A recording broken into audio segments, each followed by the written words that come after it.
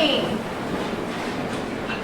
Ladies and gentlemen of the jury, thank you for being on time, and I apologize. I told you, I think at the beginning of this, maybe yesterday, that we always run into issues at the beginning in the morning, so that's when we handle them immediately. I do want to let you know today I'll give you a little longer break in the middle, probably about 20 minutes or so everybody has time to go to the restroom, get something to drink, something to eat. But we may run a little long today, just simply because we're behind right now. We have some witnesses who will be testifying today that will be leaving to go out of town, and I want to make sure that we get them in so that we don't run into any problems with lengthening the trial. At this time, we are going to go back to where we were yesterday, the State of Ohio versus Raymond Tenzing. Case number B1503961. The state was presenting their case. They were getting ready to, we have another witness, I guess, first thing this morning. Mr. Peter, when you're ready, you may call the witness. Or Mr. Gravenreid, I apologize. I never know who's going. Reid. Do you solemnly swear that the testimony you're about to give before this court and jury to be the truth, the whole truth, and nothing but the truth, so help you God? Swear your name.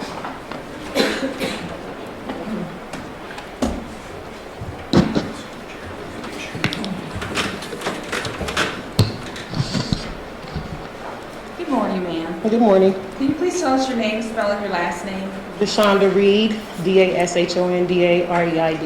Thank you. I'd like to direct your attention to July 19th of 2015.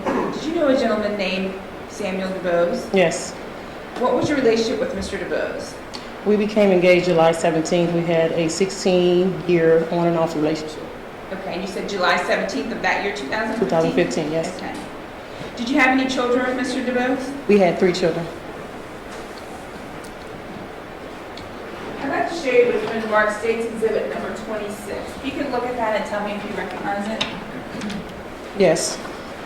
And can you tell us what is that? It's a photo with Samuel and his brothers and sisters at his stepfather's funeral in his mother's hallway. Okay, and do you recall when that funeral, what year? Maybe 2008. And can you tell us in that photo, which photo is Mr. DuBose? The gentleman to the left with the beige and cream striped shirt on. And Ms. Reid, on July 19th, did you own a vehicle? Yes. Okay, did you own a 1997 Honda Accord? Yes. Now, ma'am, on that day, July 19th of 2015, did you believe that you had a valid driver's license? I did believe that. Either that day or afterwards, did you learn that your license was actually suspended? In July of last year, I found out. July of what year? 2016. Okay. And, or is it the year that this happened, or? It was 2016 when I found out my license was suspended. No one ever told me that my license were valid. Oh, so at the time when this all happened, back in July of 2015, you did not know? I did not know. Okay. Do you know what that suspension stemmed from? A failure to yield citation from Springdale. And do you recall when that occurred? In December of 2014. Okay. And that ticket resulted, you found out last year that your license was suspended as a result of that? Correct, because I was told proper protocol was for them to send me notice, but the BMV never sent me notice that my license was suspended. I didn't find out until I got pulled over in July of last year. Oh, okay. Now, did Mr. DuBose, did he drive that Honda Accord often? He has driven it, yes. Okay. And on July 19, 2015, did he have permission to drive the car? Yes. Do you know the condition of the car at that time? The brakes were really bad, and Sam had to keep his feet on the accelerator and the brake at the same time when he was driving it. Okay. And do you by chance know approximately how many miles were on the car at that time? About 170-something thousand. Now, did you know what Mr. DuBose's plans were on July 19th? I did not. Thank you. Your Honor, at this time, I'd like to enter State's Exhibit number 26 and publish it to the jury. No objection. Okay, thank you. number is that, Mr. Craig? 26. Okay, thank you.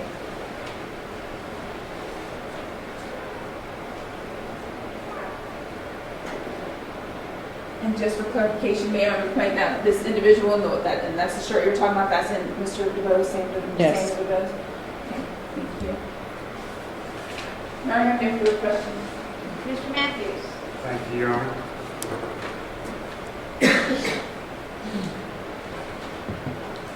Ms. Reid, did I understand you to say that you and Sam were together off and on for 16 years? Correct.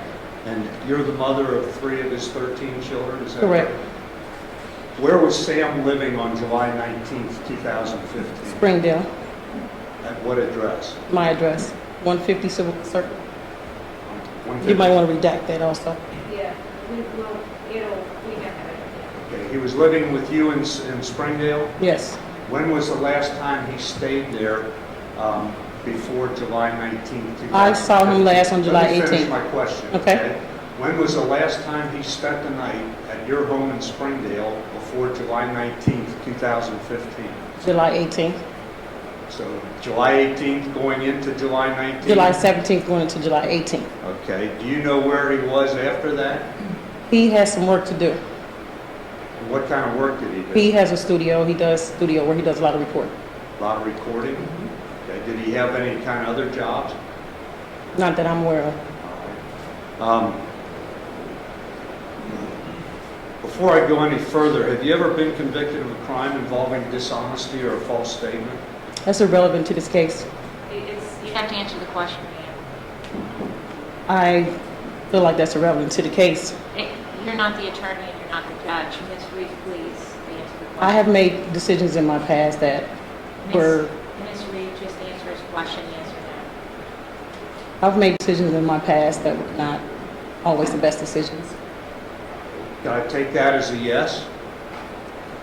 I've made decisions in my past. Judge, would you instruct the witness? Well, I'll ask her a specific question.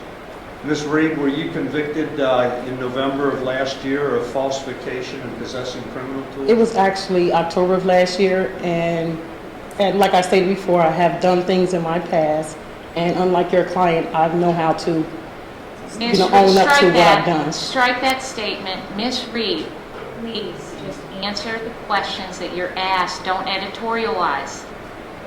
Go ahead. There was an incident last year. Thank you. Now, did you ever know Sam DuBose using the name Christopher Simmons? No, You aren't aware of that? I'm unaware of that. Okay. Are you aware of him using the address of 112 Clinton Springs? I'm aware of the apartment. Was that his apartment? I'm aware of it. I'm not sure whose apartment it was, but I'm aware of that apartment. How are you aware of it? Because I found out in the course of this situation That he had an apartment? that there was things over there. Okay. And then, how about 1999 Sutter Avenue? Not from, that's his mother's address. Okay. Do you know whether he? Do you know where this incident occurred? Correct. On Yes. Wright Street. Mm-hmm. On Arbor, Do you know whether he had any connection to that neighborhood? family, Who would that be? his cousin. His cousin, Lad DuBose? And that was on Winkler Street, correct? I'm sorry? If I'm not mistaken, I believe that's the name. Okay, because are you aware, you've seen the video of the incident, correct? Correct. And when Officer Tenzing asked him, Sam made some comment about he just wanted to go home and go to sleep, I didn't hear the sleep part. just wanted to go home. And Officer Tenzing asked him where he stayed at, and he said he stayed right around the corner, correct? Is that a yes? His family is around the corner. Okay.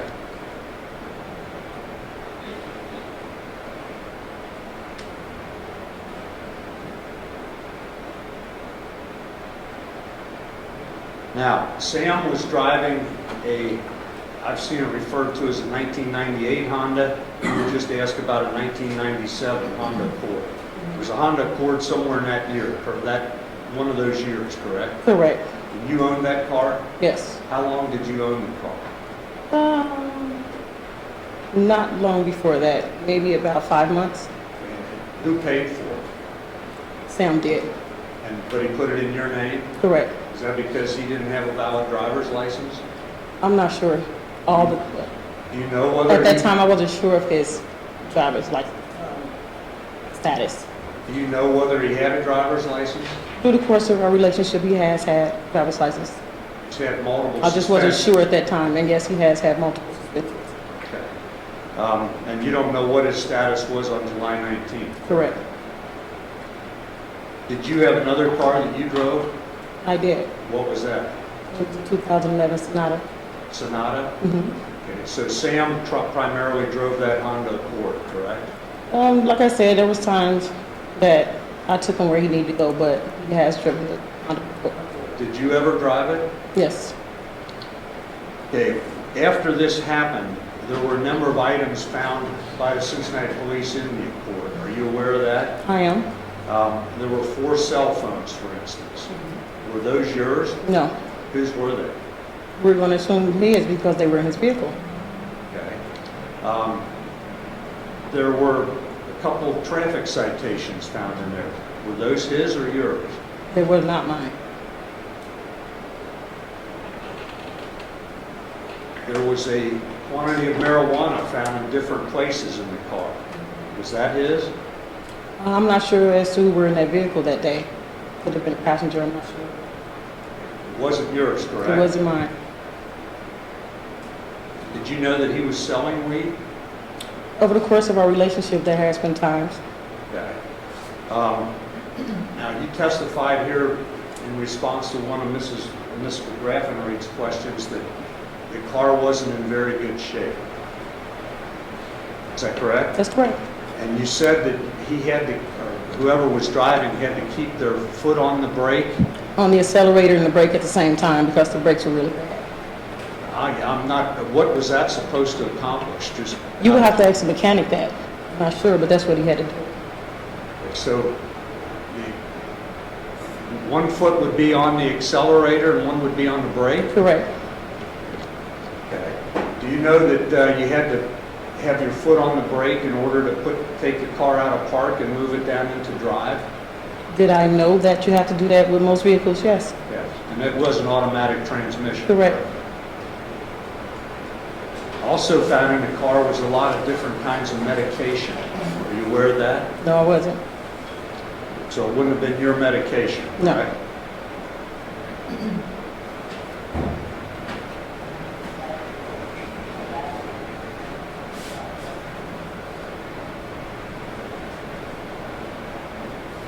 How was Sam's general health prior to July 19th? Objection, Your Honor. Relevance.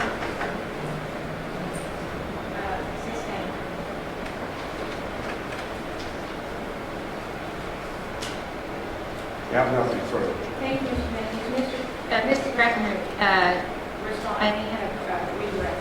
No, Your Honor. Thank you, Ms. Reid. You're welcome. Thank you, Ms. Reid. Thank you. Fine. Am I able to do it the rest of the court proceedings? Yes, if you have room. I mean, I'm not sure who the family are. That's for the prosecution. I don't know what the, Did she say she wanted to stay in the courtroom? I don't know if we have the capacity. That's what I'm, Judge, I know I think we'd asked for separation, so I'm fine if the defense is fine with her staying here. We're not going to recall her. There are other Sam DuBose family members here. I know we're limited by way of our seats, but if there's room, I would like her to stay. she's welcome to if we have the space, but I know we limited it based on how many people had to be in here. I've got a capacity of 50 for this room. That's fire code, if anyone was ever wondering what that's about. It's Yes, not ma'am. because I wouldn't cram it from wall to wall, but you have to follow the fire code. I'll let them take care of it out there, Ms. Reid, and if it's possible, we'll bring you in during the break, okay? Judge, as long as it's clear that she will not be recalled as a witness. I don't have As a long as, problem. okay, I figure, okay. We'll get it worked out there, Ms. Reid. No, you're going to have to go outside till we can figure out the capacity. I'm not sure what it is today. We have someone that counts that. I'll take care of it as soon as possible. Dave? Okay.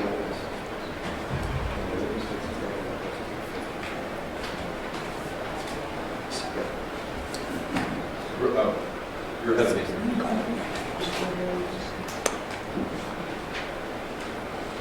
Can we go ahead and swear her, Ms.? Judge, I think this witness had told me before we came to court that she doesn't want to be photographed. Is that right? Okay. To counsel, yes, thank you. Counsel, if you could come to the front really quick, I got to put this on the record. You can come up. Alicia Napier. Yes, ma'am. Your voice is very soft, so can you pull that to that microphone? The Yes. audio will go out, but I've instructed them no filming. Okay. Make sure you talk to her. Okay. There you go. Good morning. I'm over here. Could you tell everybody your name? Could you spell your first name and your last name for me? My first name is Alicia. That's Alicia. Napier, Napier.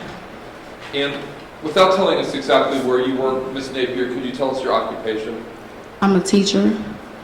And could you tell the jury in your own words what type of things you would do on a day-to-day basis?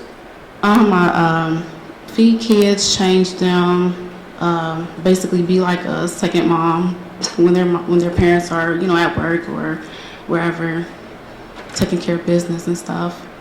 Would it be like in the daycare business? Is that the business you'd be in? Yes. What are the approximate ages of the children that you work with? I work with ages 6 weeks to maybe up to a year.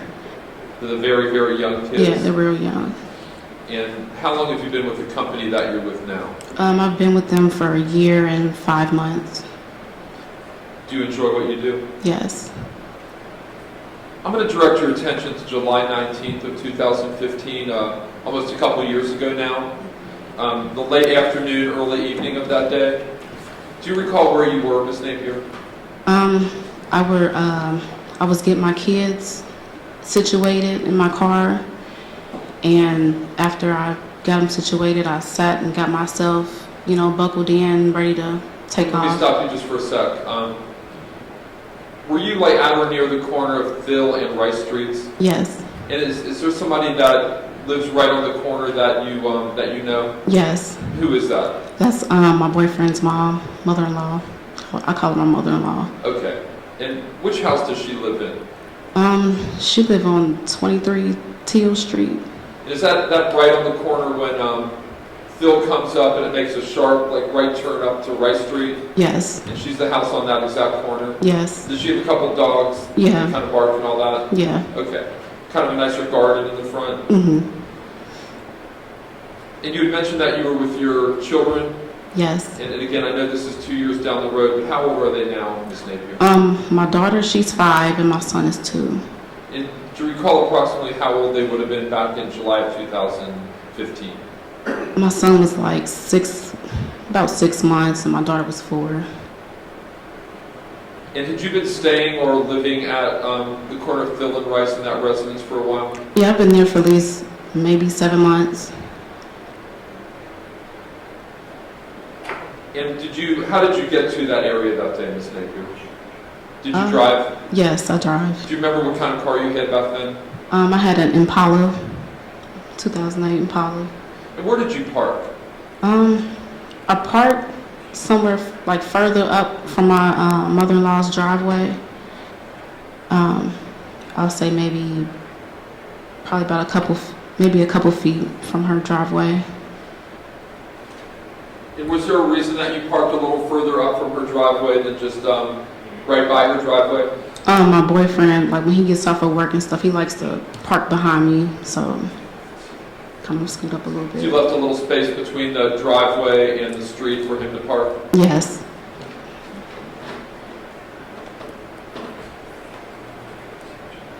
Ms. Napier, I'm going to show you what's been marked State's Exhibit 1B. Do you recognize that? Is that looks like an online map of the area that we just talked about? Judge, I'd like to admit and display 1B. Mr. Matthews? No objection. Okay, thank you. Go ahead.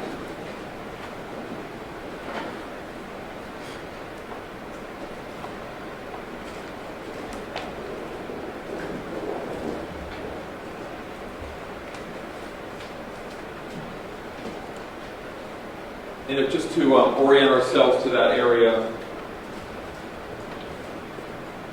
and I'll use my pen if you're coming up Phil from Vine Street with Phil run off Vine. We're going down the hill on Vine, like from Clifton down to downtown. And you'd make a left on Phil. Is that fair to say? Then you'd come up Phil, and then Rice. Phil would dead end into Rice, and Rice comes up this way. And then your, I'll call mother-in-law, lived right in this corner house right here. Is that fair to say? Yes. Okay.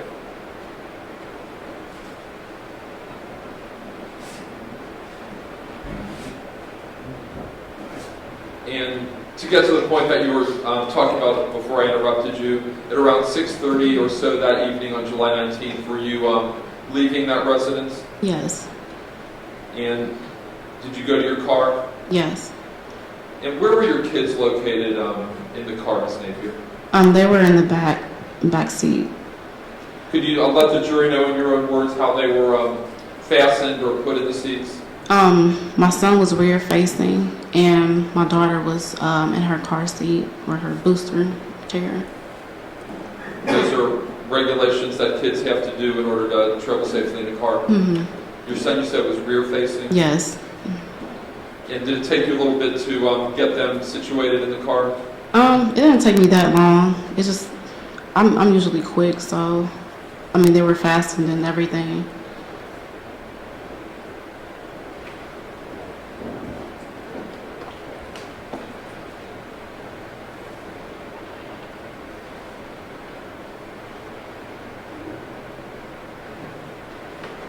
Ms. Napier, I'm going to have you look at State's Exhibit 25 and ask you if you recognize that. And is that I'm not sure if you know what it is, but if I tell you it's like a screenshot of some type of other photograph that was taken off another video, would that make sense to you? Okay. Judge, I'd ask that be admitted and displayed. Mr. Matthews? No objection. Okay, go ahead.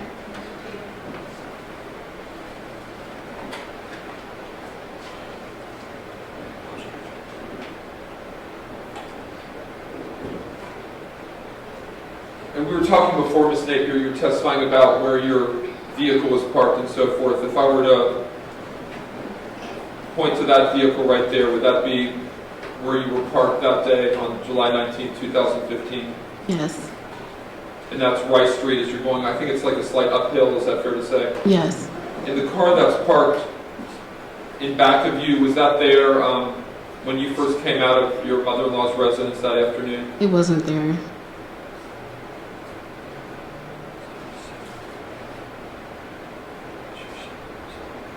So you got your kids situated, they're both in the proper car seat, and did you become aware of something unusual behind you or in your area? I mean, I just thought it was just a regular traffic stop. I thought it was nothing. And then, I mean, until he just turned his lights on. Basically just thought it was nothing. Just a regular traffic stop, that's it. Did you sit in your car for a period of time, a short period of time after your kids were strapped in? I was in my car for at least maybe like about 3 to 5 minutes. And then did you become aware of something was happening behind you then? Yeah. Well, what did it look like to you when you noticed that? Just a regular traffic stop. Okay. That's what I thought. Were your, if you recall, Ms. Napier, were your windows up or down? They were up. It was hot outside. So I had my car on. I had the AC on. So. Okay. And you said it was a routine traffic stop. Did you notice another car, just a regular civilian car pull in behind you? Yes. And was there a police car behind that car then? Yes. And did that police car have on its lights? Yes. And did that draw your attention to that situation? Yes. If you could let the jury know, Ms. Napier, how did you observe or watch that situation as it unfolded? I mean, it was.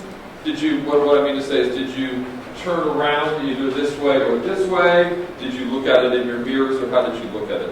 At first, when he first pulled up or whatever, I was looking up at my rear mirror at first, and then when he got out his car, that's when I was looking at my side mirror, him approaching Sam DuBose's car. So that you're talking about when you first look back, there was a mirror which kind of mounted in the interior that you would look back, your main kind of mirror inside. Yes. And then you switch mirrors then to which mirror? To my driver's side mirror. Which would have been, if you're the driver, to your left, the My mirror left. that you would look at traffic behind you to your left. Yes. And what was the order in terms of how the cars were situated? Was it your car, what later turned out to be the DuBose car, and then the police car behind that? Yes. That was the order? Yes. And you mentioned the name Sam DuBose. Did you know any of the people's names before this at all? No. Did you know Sam DuBose at all? No. Did you know any of his family that's seated here in the courtroom at all? No. Did you know Mr. Tensing or any of his family? No. Completely independent? Yeah. Just don't know. And if you could just describe to the jury, Ms. Napier, in your own words, what you saw unfold as the officer approached the vehicle. Well, when he approached his car,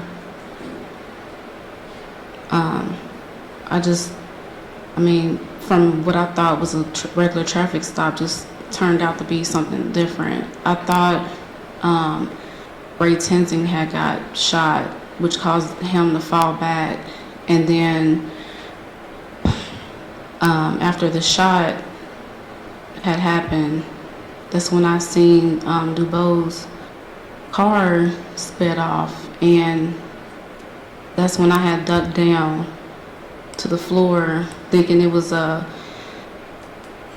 like they were gonna shoot at each other or something like that. And like while I was ducked down, I just heard like a whole bunch of like the acceleration of his car just going past my car, and then I thought I heard another gunshot.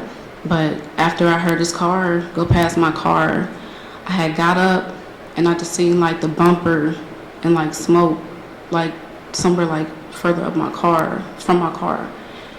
And then like I had looked at my side mirror, the driver's side mirror, and I just seen when Reid Tensing and a couple other cops had came and was running with their guns out and running past my car. And after they were further down the street, that's when I had turned my, shift gears into drive, and I just left the scene, and I just went to my destination. I just want to go over some of what you said in a little more detail. Yes. Did you say you saw who you now know to be Reid Tensing? Yes. And was that individual dressed in a police uniform? Yes. And he's the one that came out of the police car? Yes. And where did he go to? Did he go to the side of the, now that you know is the DuBose car? Yes. Judge, I'm going to object to a lead at this point. Yeah, I agree. Sustained. Where did Tensing go? Well, he went, like when he got out of his car, he went to Sam DuBose's driver's side.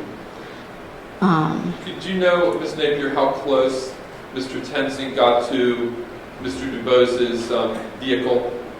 Well, before the shot had happened, he was kind of like maybe this much close to his car.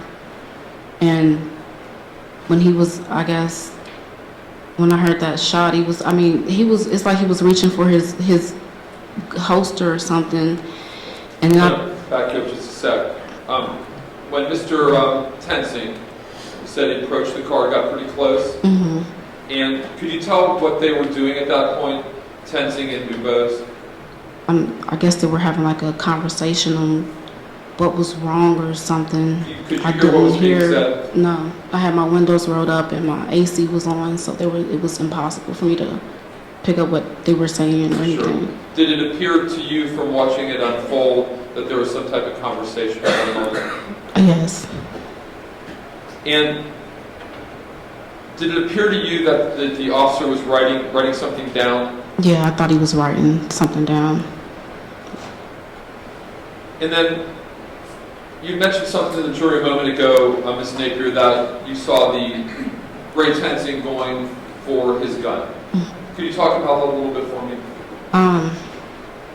It just seemed like after they were having a conversation or something, I just seen him just Tenzing just going quick for his gun, and I thought it was too late, and I thought he got shot because when he was reaching for his gun, he got real close to his car, and then that's when I thought it was too late for Tenzing, and I thought Tenzing had got shot. And after I heard the shot, Tenzing fell back, and then that's when I seen the car in motion, about to go past my car. Did you ever see initially, at the time of the first shot, Reid Tensing with the gun in his hand at all? I didn't see. I'm sorry. I didn't see the gun at all. At that point? Mm-mm. Did you ever see Reid Tensing reach into the DuBose vehicle at all? No. You saw him appear to be going for a gun, Yes. but you never saw that. I never weapon. seen the gun. No. You heard a shot. Mm-hmm. At the time of the shot, had the DuBose car moved at all, Ms. Napier?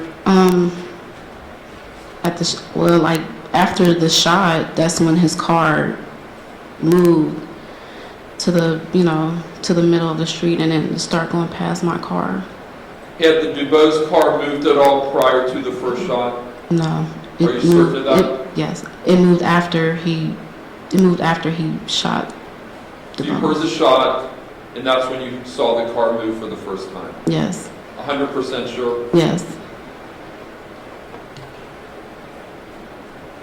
And what happened to the officer then after the shot went off?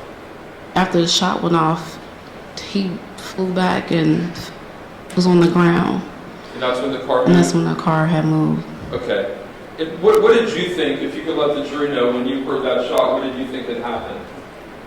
I thought Reid Tensing had got shot, and then I thought Sam DuBose was getting away from what I thought.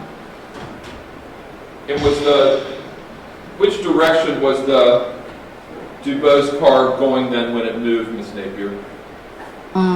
It was like I seen the front part of his car going to the middle, and then going, that's when I had ducked my head down when I seen his car go, to the middle of the street, like the front part of his car going to the middle of the street. That's when I ducked down, and then I just heard acceleration. While I was ducked down, I heard acceleration on his car going past my car, and I thought I heard another gunshot, and then that's when I looked up and seen the bumper of Sam DuBose's car on the ground. You said the DuBose car would have been headed in the direction of the guardrail then? Yes. On the left? Yes. And tell the jury in your own words, Ms. Napier, what you mentioned that at that point you saw Mr. Tensing and a couple other officers running past your car or coming up the street. Yes. And do you remember or recall if any of them had handguns or weapons in their hands? Yes. Did you learn later to be Mr. Tensing have a handgun in his hand? Yes. Is that the first time you would have seen Mr. Tensing with a gun in his hand? Yes. And is that when you said you ducked down? Yes. Why did you duck down? I thought it was going to be like a, sorry, I thought it was going to maybe like some gunshots going, hit my car or something like that. And I was trying to be on the safe side. And my daughter was, I was trying to be careful with them and make sure they were in their seatbelts and make sure she didn't try to take her seatbelt off or anything.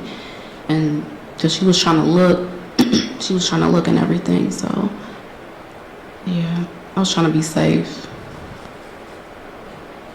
And if you could relate to the jury again, Ms. Napier, you told them earlier that you thought you heard a second shot. Yes. At what point in time did you hear the second, what you thought was shot? Well, I thought they were shooting and... Was that at the time the vehicle... It was going past my car. Okay. And that's what you thought was the officers firing back? Yes. You related to the jury then, once the officers ran by you and the car was up there, what did you do? After they were down the street, I had shift my car and drive, and I just turned my car around and just left the street.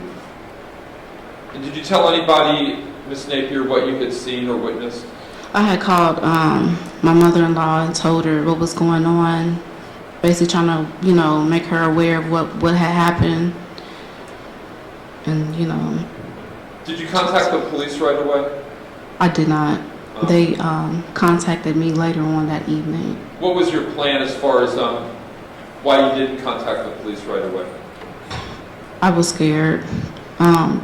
Didn't want to be involved. But I knew at some point I had to be involved in some point. And you said the officers contacted you later that same day? Yes. And did you give a taped statement to Cincinnati Police Homicide later that night? Yes. Now since then, Ms. Napier, have you seen the video of the body-worn camera video? Yes. And how did you watch that? Well, I was on my phone and watched how everything what really had happened that day. And when I didn't see his gun, he already had his gun out, pointing at Sam DuBose. And I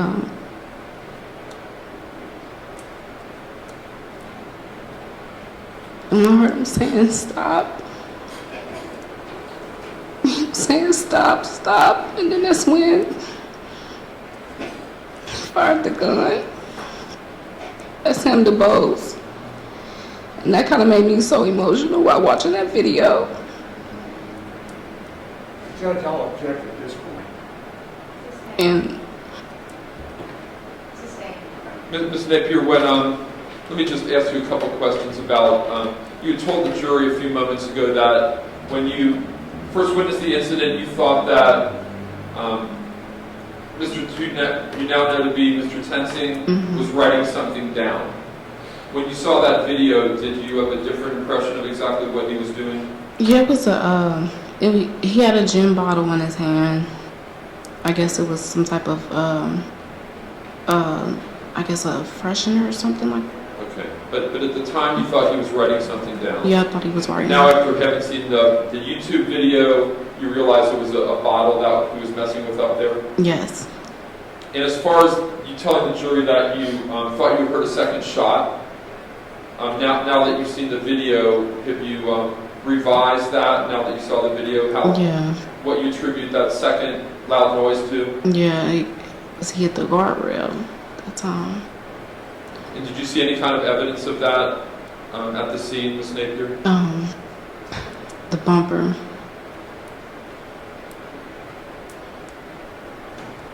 So his car was on the ground.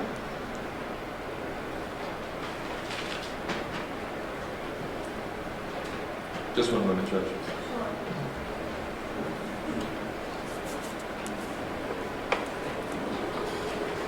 Judge, no further questions. Thank you, Mr. Matthews. Thank you, Judge. Ms. Napier, how long did this entire incident last in your estimation? I would say maybe 7 minutes, 7, 8 minutes. Okay, you're saying, okay, let me get a little more specific here. From the time you saw DuBose pull up with the police car behind him until the time he sped past your car, you're saying that took 7 minutes? That'll take at least 7 minutes.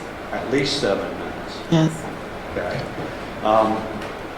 You testified that your car was parked as it's depicted in that picture on the screen, correct? Yes. And you had been in your car for 5 minutes, you said, when DuBose and Tensing pulled in? Yes. And you indicated that you had your 6-month-old son and 3-year-old daughter with you, correct? Mhm. You have to say yes or no. Yes, sorry. And did you tell the police the night that you gave the statement that your daughter was not yet strapped in?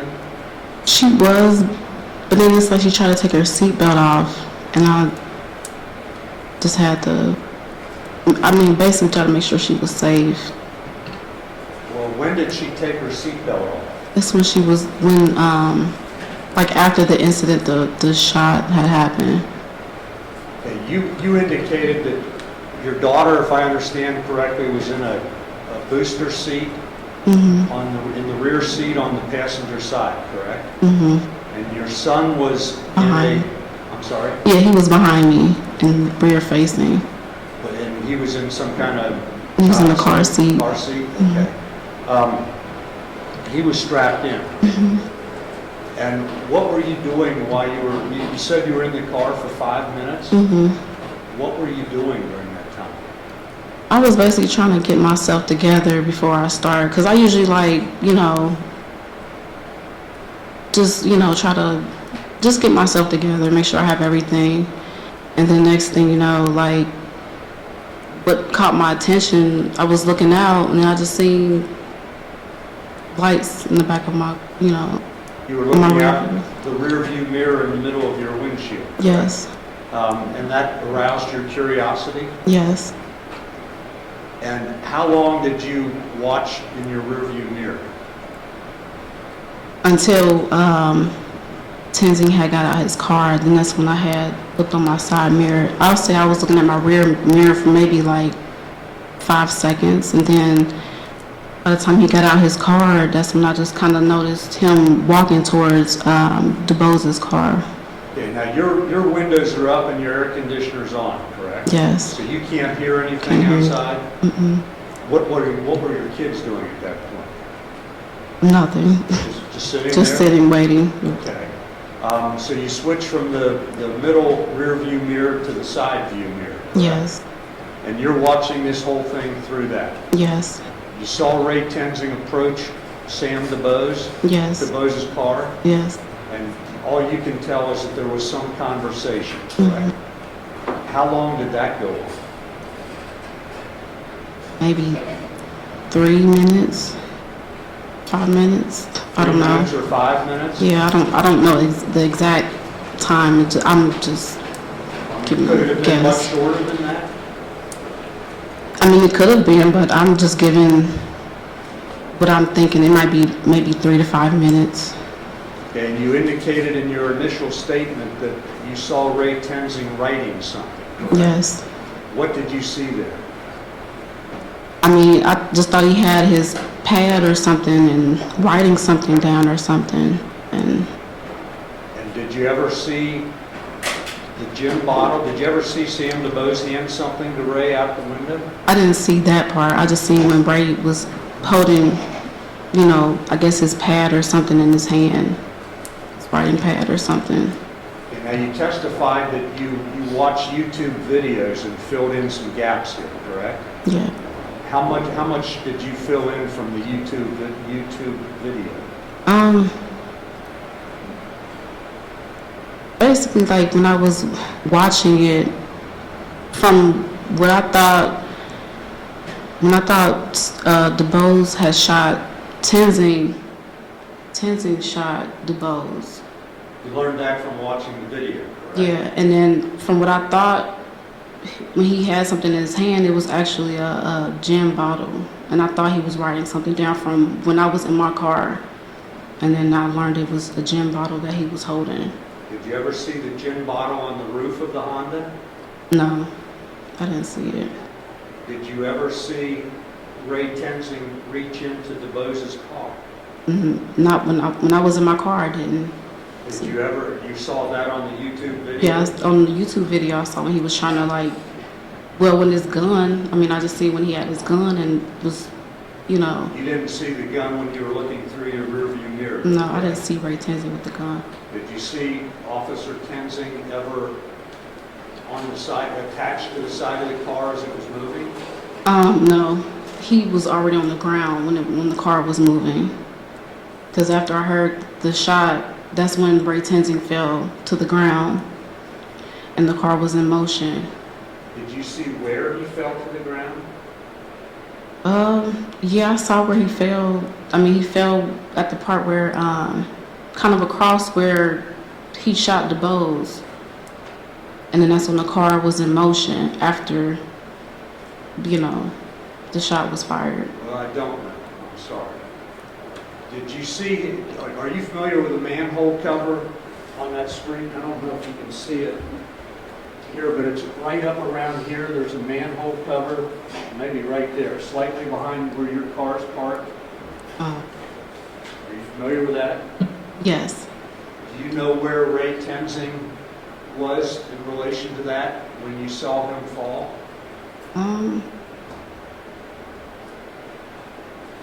No, because I was watching from my side. I can't really like tell if he fell in front of the old bus stop sign or, I mean, I just saw him fall, like after he, you know, the shot was fired.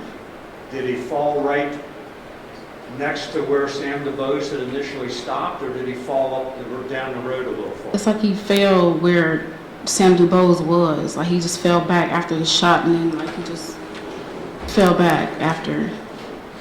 And he was not. Is this you seeing this in your rearview mirror, or is this you filling in the gaps of having watched the YouTube video? No. I was watching from my side view mirror and seeing when he fell after the shot was fired, and then the car was in motion after. And you didn't hear squealing tires because your windows were up and air conditioning? Yeah, I just went to the floor and just heard acceleration going past my car. You would agree with me that Mr. DuBose had to turn his car to the left to get around you without hitting you, correct? Yeah, or unless God was in that car and... Sorry? I said unless God was in that car. Okay. And at what point did you said you went down on the floor? Yes. In your car?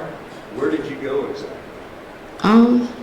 Well, it's me in my driver's seat, and I just went to the floor, like just kind of, I was still in my chair and seatbelt, everything, and I just kind of went to the floor and just heard acceleration going past my car.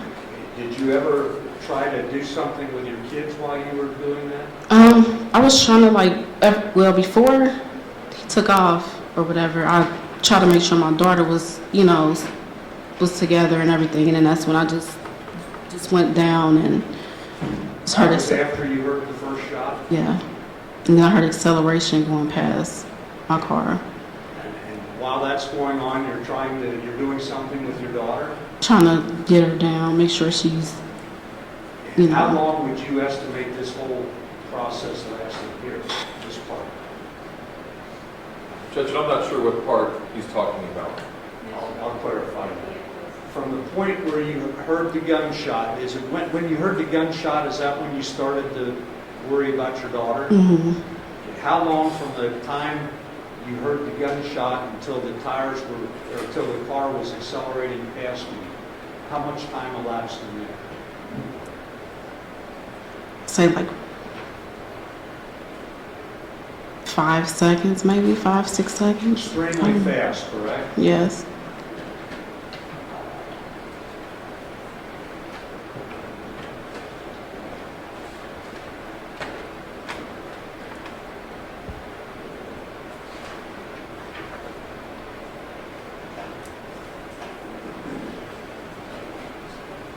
Did you ever see Ray Tenzing moving in any manner with Sam DuBose's car?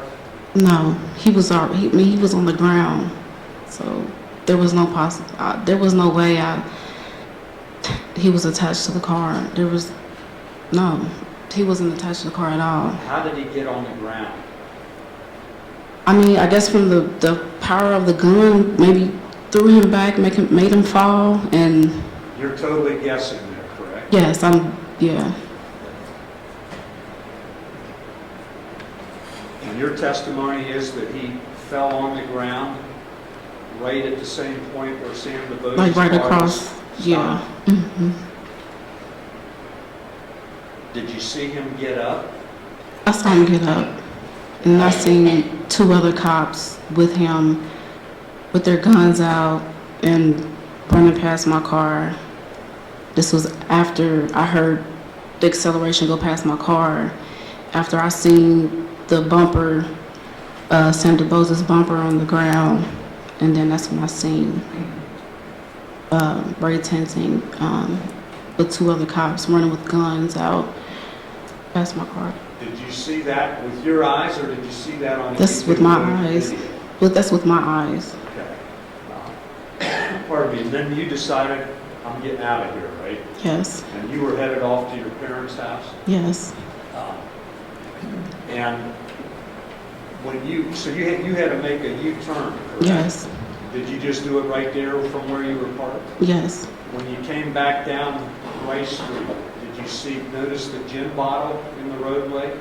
I don't remember seeing a gin bottle. Did you notice Ray Tenzing's flashlight in the roadway? Yes. You saw that? Mhm. And how did you avoid hitting it?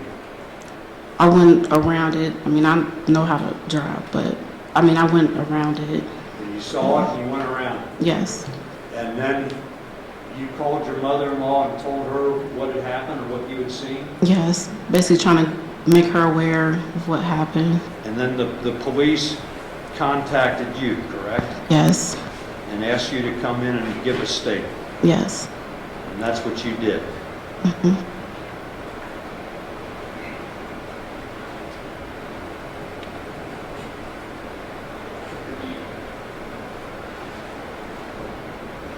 Again, I'll ask you one more time. Are you able to estimate how long from the time you saw Tenzing approach DuBose's car until DuBose's car sped past you? How long did that take?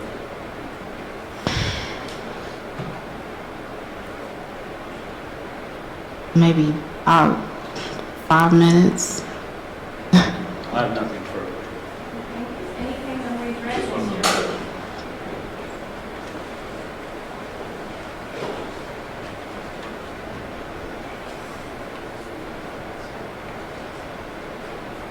Nothing further, Judge, thank you. Thank you, Ms. Napier. Judge, may she be excused? She may, unless you need her. No, Judge. Thank you so much. Who are we calling? Judge, I know you told the jury you wanted to give a short, Not yet. just keep on. Yeah. It would be Officer We've only been Hine. in here for an Officer hour. Hine. Okay. If you guys want to stand up, if you're going to stretch, watch the hand.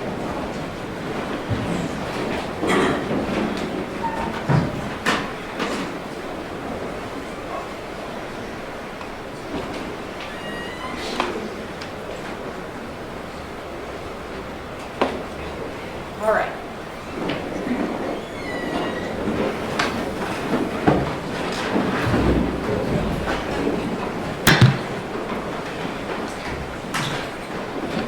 You do solemnly swear that the testimony you're about to give before this court and jury to be the truth, the whole truth, and nothing but the truth, so help you God. I do. Yes, sir. Mr. Reid, whenever you're ready, we can get started. Thank you. Good morning, officer. Can you please state your first and last name for the record, spelling your last name? Officer Kimberly Horning, Horning. All right, and Officer Horning, how are you employed?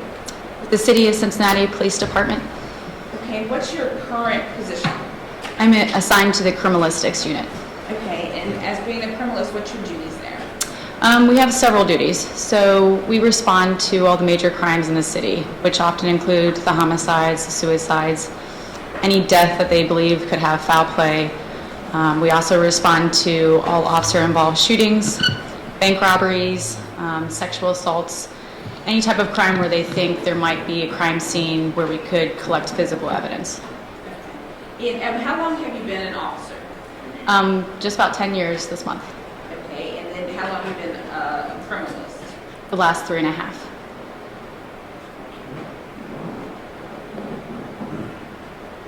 Okay, so you said you respond to all officer-involved shootings? That's correct. And what would be your duties at that crime scene? at those type of crime scenes, I should say? There's 12 of us in our unit, so when we respond, it could be 4 of us, it could be 6 of us. It kind of depends on the scene.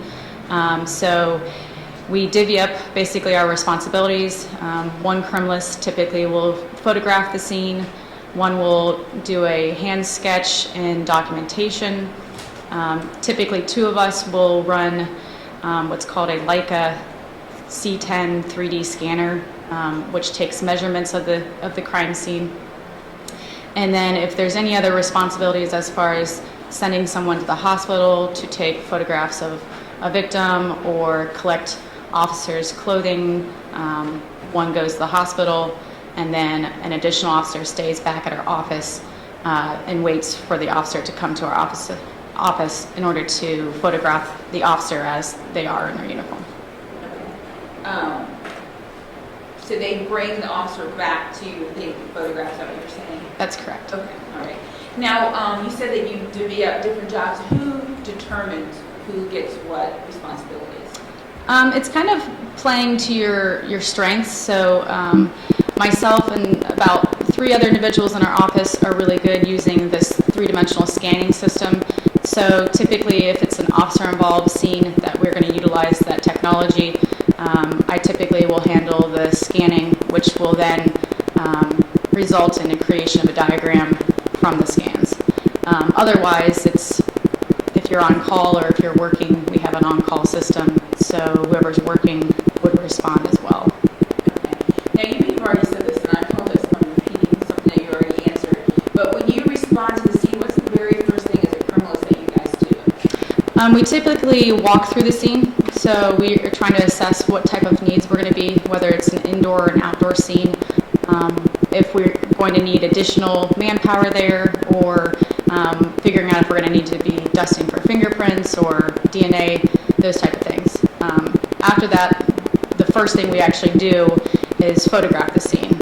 We're typically trying to go non-intrusive to intrusive, so we don't want to change or touch anything in the scene, leave it as is, so we can document as it is. Let me turn your attention to July 19th, 2015. Did you have an occasion to process the scene on Rice Street there? I did. Okay. And do you know what other criminals responded with you on that day? It was criminalist Jimmy Pham and criminalist Stephen Alexander that came to the scene with us, or with myself. Criminalist Marty Odom arrived, but then we sent him to the hospital to collect evidence from there. Okay. And on that day, did you know you were going to run what your role was going to be? I believe when my supervisor called me, he said that they had an officer involved in shooting and asked me to come in and run the Leica scanner. Okay, so when you got there, you knew what your responsibility was going to be? Yes, I did. Okay. And do you do that right away, or do you do it after the pictures and all the things you told us about already? It's usually the last thing we do, and that's simply because as we're searching the area and determining what we find significant to the scene and putting placards by those items, the scanning would be the very end portion of the crime scene, and typically once we pick up and go, the scene can be released. I'm going to hand you what's been marked State's Exhibit 1A. You can look at this and tell me if you recognize it. Yes, this is just an aerial photograph of the area on Vine Street. You can see portions of Thill and Rice Street. And are you familiar with that area from working with the Cincinnati Police Department? I am. I worked in District 3 and District 1. District 1 kind of is right there on the border of those streets. And I worked in District 1 for 3 years.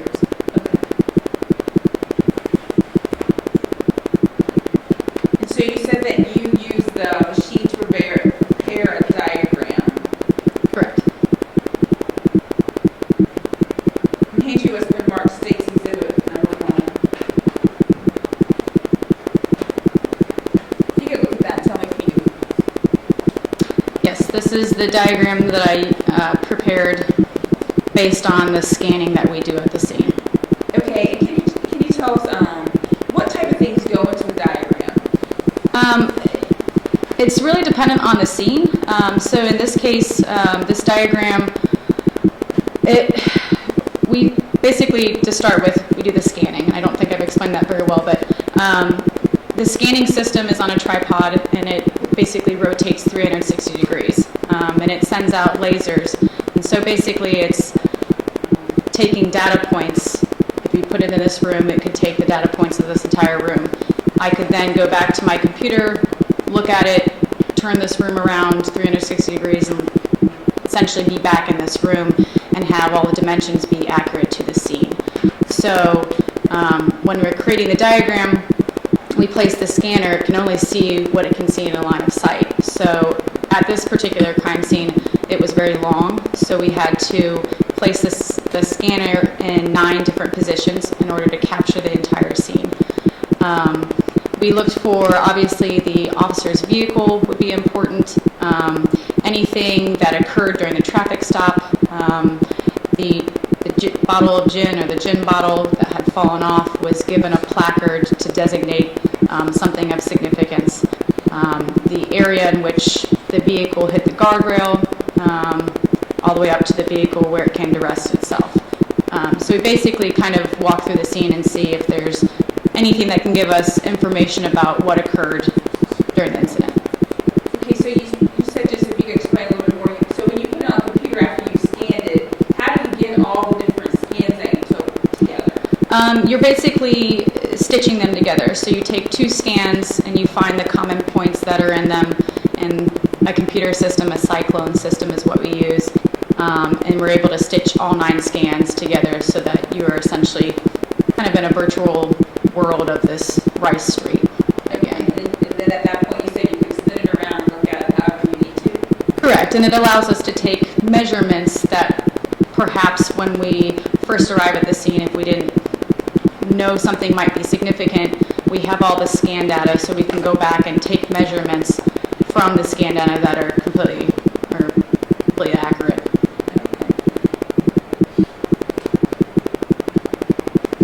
So do you personally, so when you do the light of that day, then you go back, you do the stitching, you do the scan, you do the measurements, you do everything that was involved in that? That's correct. And that's what you did in this case? Yes. All right, I'd like to enter and publish Exhibit 1. No. Okay, thank you. All right, go ahead. Officer, if you could step over here and if you could just walk us through.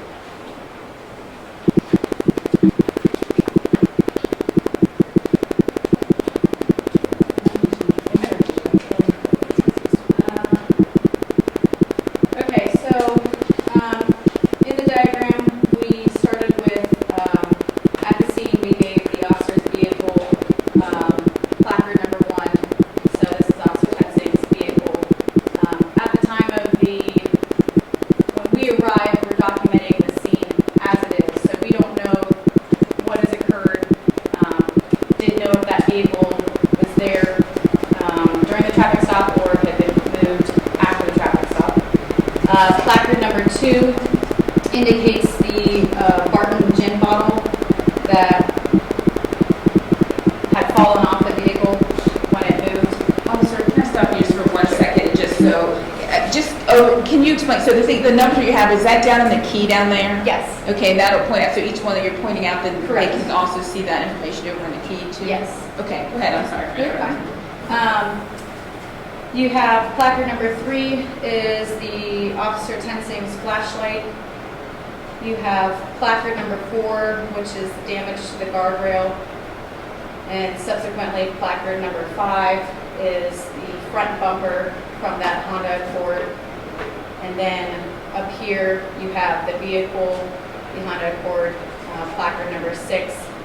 And then we placed placard number 7 kind of on top of the vehicle, but that's to signify the Hornady .40 caliber Smith & Wesson casing that was found inside the vehicle. All right, now, is your diagram, is that to scale?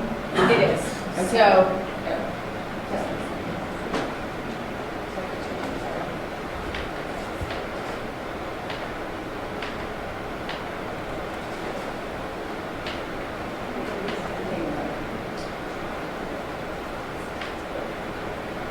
Technology is awesome.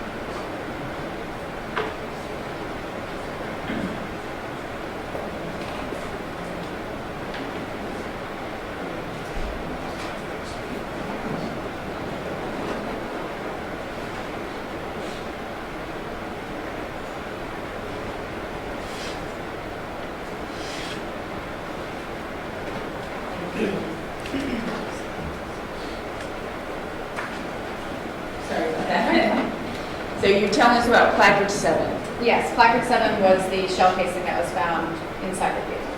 Okay. And you said it is to scale. And can you tell us, to everyone, in case anyone doesn't understand, what does that mean? So when we're looking at the scans, what I'm able to do is I use a program called Virtual Surveyor. And basically, within the scanning system, I pick the points.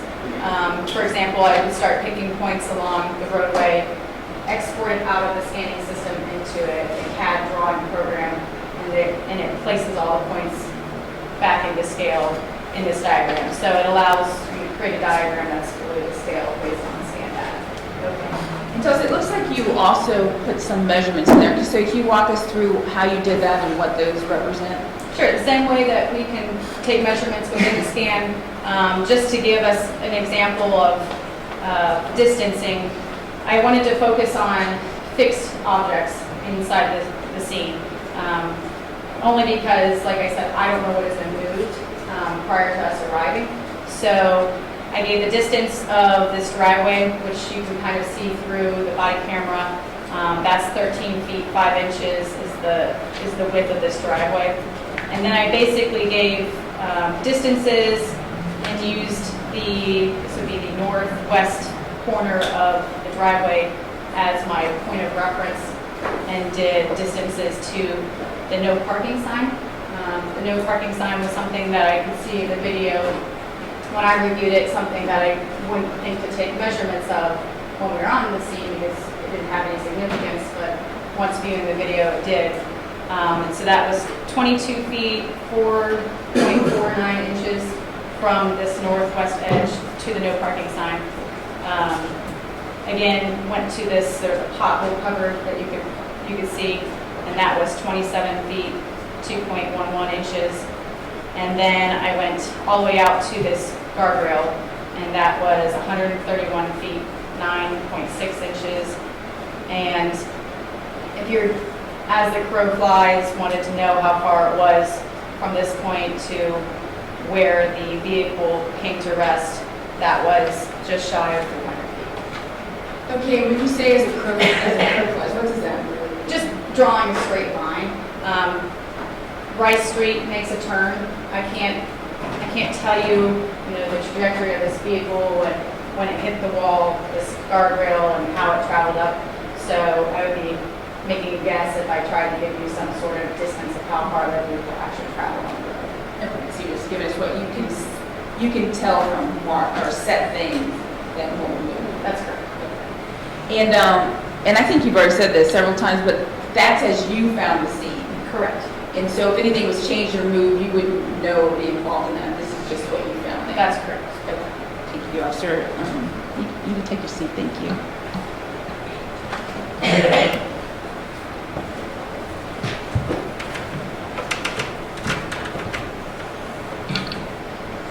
I'm going to hand you, officer, what's been marked 2F. I have to look, sorry. 2F, 2J, 2K, 3A, 4A, 20, 2P, oh, I'm sorry, 20, 2P,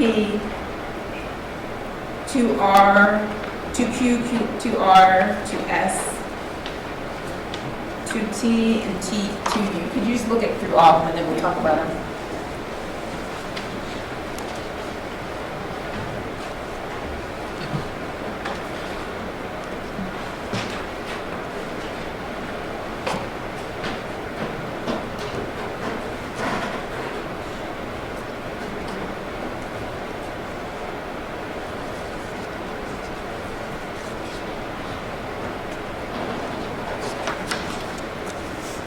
All right, officer, are those all photos of items that were at the scene or the scene from that date? Yes, they were. And do you recognize them, and are they true, accurately represent how the scene looked?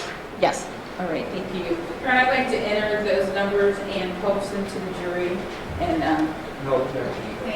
if you don't mind, it'll probably be easier since they don't go in sequential order, if you just put them on there and you can tell us what check.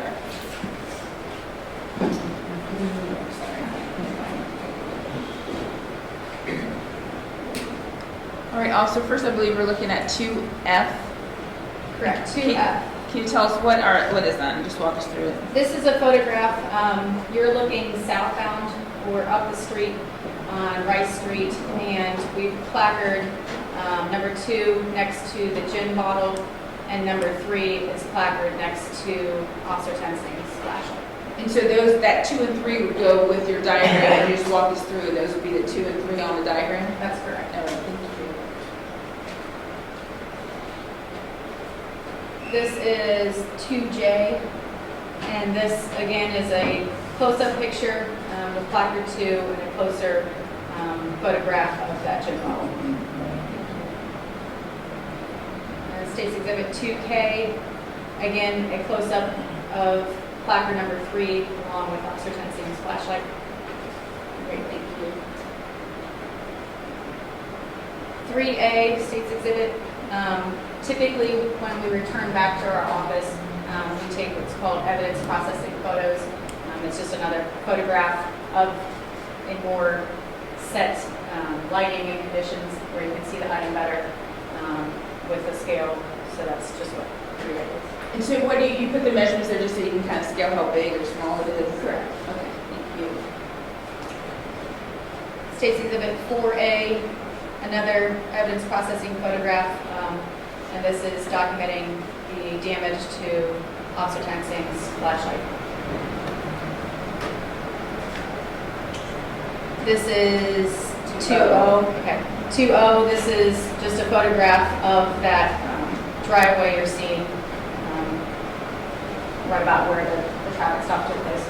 All right, can I ask you a question? On your diagram, you took your corner that you used was the corner of this, is that the driveway that you used? It would be this corner, yes. This would be the southwest corner, or the northwest. State's Exhibit 2P. This is now looking northbound on Rice Street, where the officer's vehicle is, and this is Phil Street that you're looking at.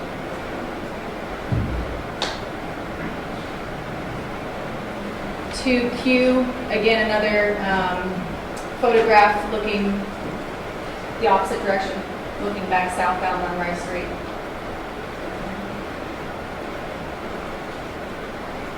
2R is part of that guardrail with placard F and the front bumper of the vehicle.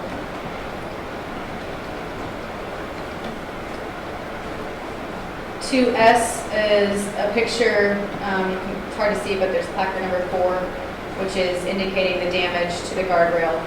These are steel posts that have been bent back.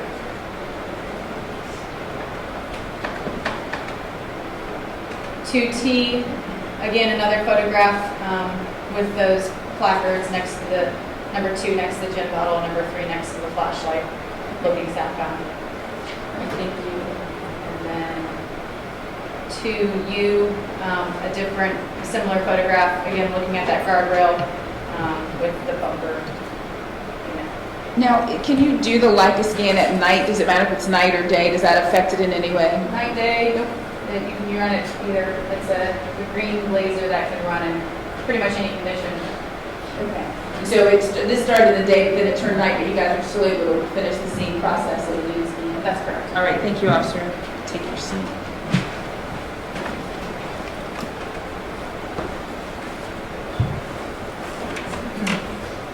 Thank you, officer. I have no further questions. Okay, Mr. Napier,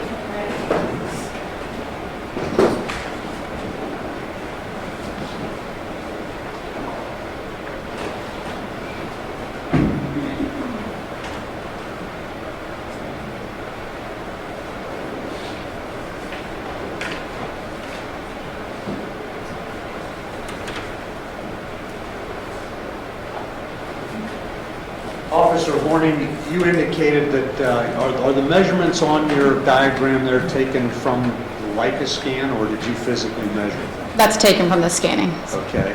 And in your testimony, you indicated that you watched the video from Ray Tenzing's body camera, if I understood you correctly? Yes, after we had scanned the entire scene and returned back to our office. And if I heard you correctly, you indicated that the no parking sign had some significance to you. Yes. What was that significance? Not only in just putting the placard evidence on the diagram, we try and include things that would be significant to the case. And so in watching the video camera, when he fell back and rolled over, you could see the no parking sign behind him. So I felt it would be, for demonstrative purposes, important to include that in the diagram. And that no parking sign was how far from the driveway? I believe it was 22 or 27. Sorry, I can't read. 22 or 27.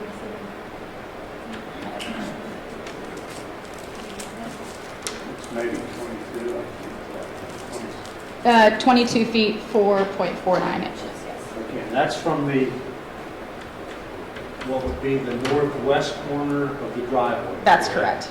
And that would be a line up and straight over to the side? Correct, yes. 22 some feet. Right.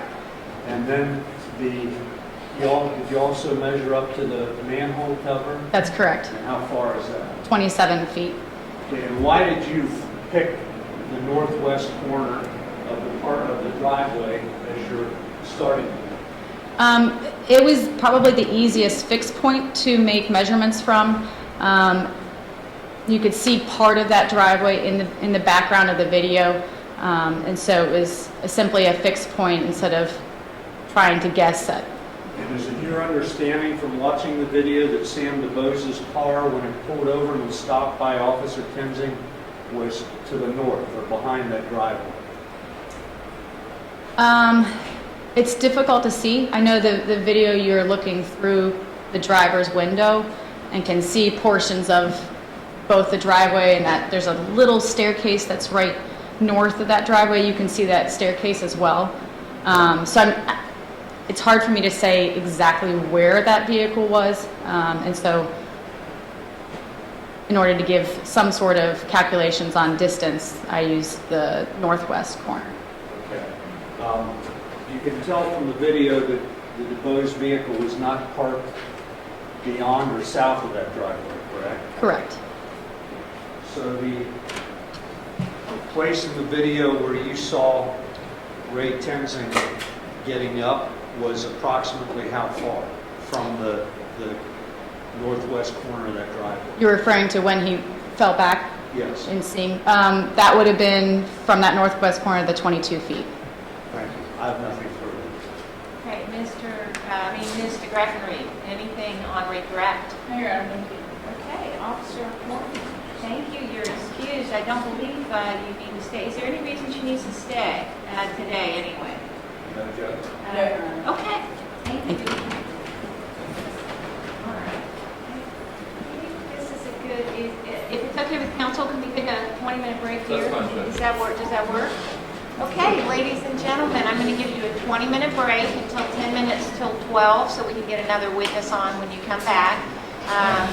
Feel free to get something to drink or something to eat, and as quickly as you can, go to the restroom. We're going to make arrangements so we have more than one restroom for you if we can. And no discussions again, and we'll see you back in just a little while. Thank you. All right.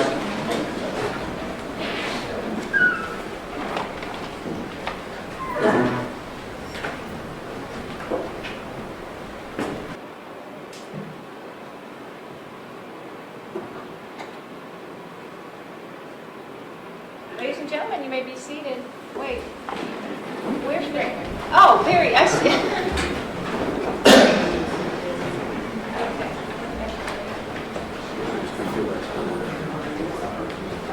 Go ahead, Mr. Teeter, when you're ready, and Mr. Greffenreid, your next witness. I think our last witness in the morning would be Detective Hine, Shannon Okay. Hine. I'm assuming she's out there.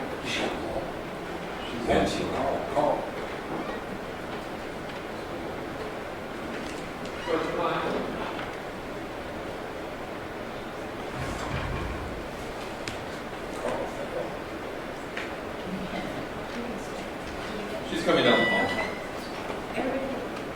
Everything they needed at break? Make sure you tell Dave if you don't, and we'll take care of it. Okay?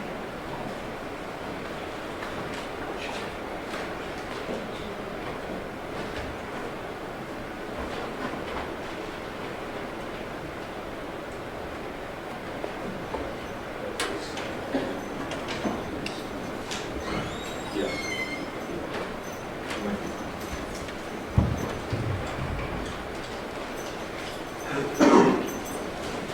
You solemnly swear that the testimony you're about to give before this court and jury to be the truth, the whole truth, and nothing but the truth, so help you God.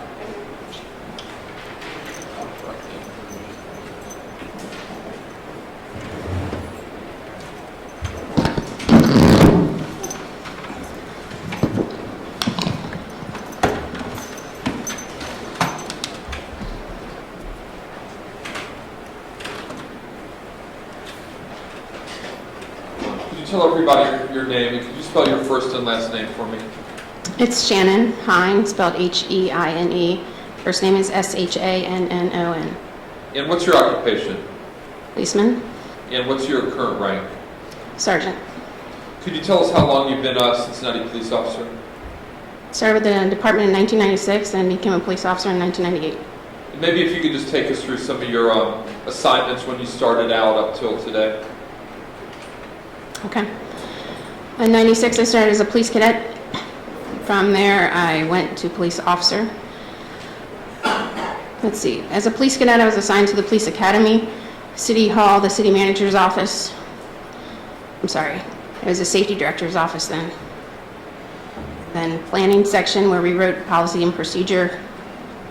And then District 4. From there, I went into the police academy. After I graduated the police academy, I went to District 3. I was there for 14 years. 10 of those years, I was a district investigator. From there, I went to internal investigations for 3 years. And then homicide, 4 months. And then central business section for less than a year. And then now I'm in special services section with the pivot unit. Did you say the pivot unit? Yes. What's the pivot unit? Pivot's part of the city's strategy to reduce violent crime. So it stands for Place-Based Investigation of Violent Offender Territories. So what we do is we use data to drive us, basically. So we use the data to identify the most violent locations in the city, systematically violent, like over years. And then we work with the community, city departments, and other agencies to identify and change the infrastructure, which is supporting, directing, or attracting the crime. And back on July 19th of 2015, where were you assigned? The homicide unit? Was that in the 4-month period that you were in homicide? Yes. Okay. And what are the basic duties of an officer in the homicide unit? If you're assigned there as an investigator, you'll handle homicides, suicides, baby deaths, questionable deaths, and then officer-involved shootings. And as far as officer-involved shootings, is that when a police officer would discharge their weapon or somehow be involved in shooting somebody while on duty? Yes, and I should correct myself. The officer-involved shootings, or it could be officer-involved encounter where the life of another has been taken, Okay. and it could have occurred without the use of a firearm. And back on July 19th of 2015, did you have a partner? I did. Who was that? Detective Terry McGuffey. And in this particular case, did you get called to a situation that occurred on Rice Street between Phil and Valencia? I did. And could you describe to the jury, Sergeant Hine, why Cincinnati would get called if it's a UC officer-involved shooting? Well, not only did the incident occur inside the city of Cincinnati limits, the city of Cincinnati is equipped and well-versed in the handling of those type of investigations. And is there a policy of how you handle officer-involved shootings, Sergeant Hine? Yes. And could you describe the policy and how that affected what you did on July 19th of 2015? Do you want to know how it's different from a civilian versus a Sure. sworn? Okay. So as a homicide investigator, when it's a civilian that takes the life of another person, just a criminal investigation is conducted. But when a sworn law enforcement officer takes the life of another, there's 3 facets to the investigative process. So let me say this. The community, you, have entrusted the police department with giving us the authority to carry and use a firearm. And with that authority comes the highest level of responsibility. 3 facets. The first facet, criminal investigation. Was a crime committed?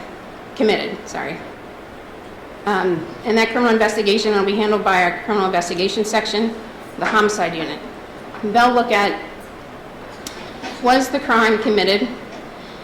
They do not question officer tactics. It is not their function to, they don't question the functions of the officer's tactics, nor do they question whether or not a department policy or procedure was violated. They're looking for criminal behavior.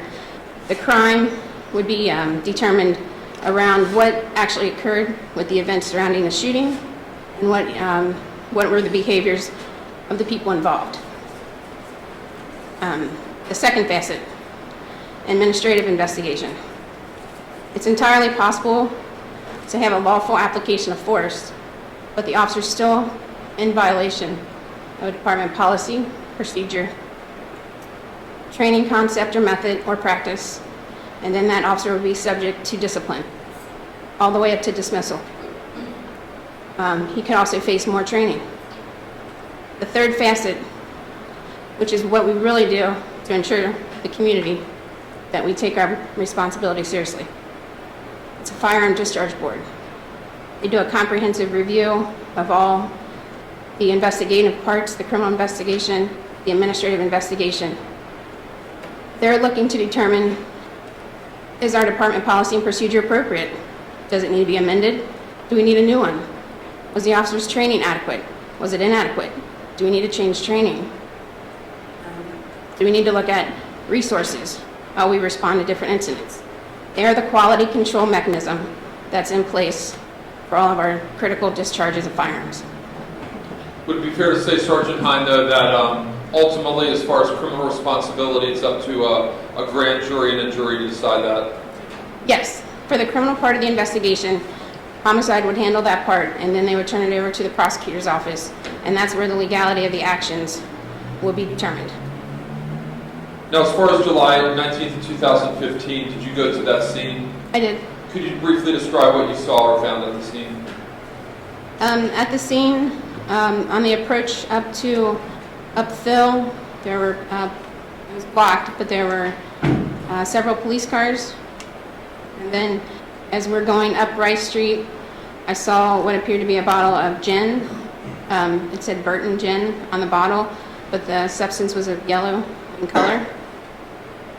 Further up was a flashlight. And then as I made my way all the way up the hill, is where I located the green Honda with the deceased subject on the ground. Was that Sam DuBose dead on the ground then, Sergeant Hine? It was Mr. DuBose. Okay. Now, were there criminalists then assigned to process the crime scene? Yes, sir. Fortunately, with the homicide unit, I don't get to do any of my crime scenes. Okay. And it was Pham and a couple other criminalists, Horney, Yes. maybe Alexander. There's Officer Horning, there's Officer Alexander, there's Officer Pham, and there's Officer Odom. Okay.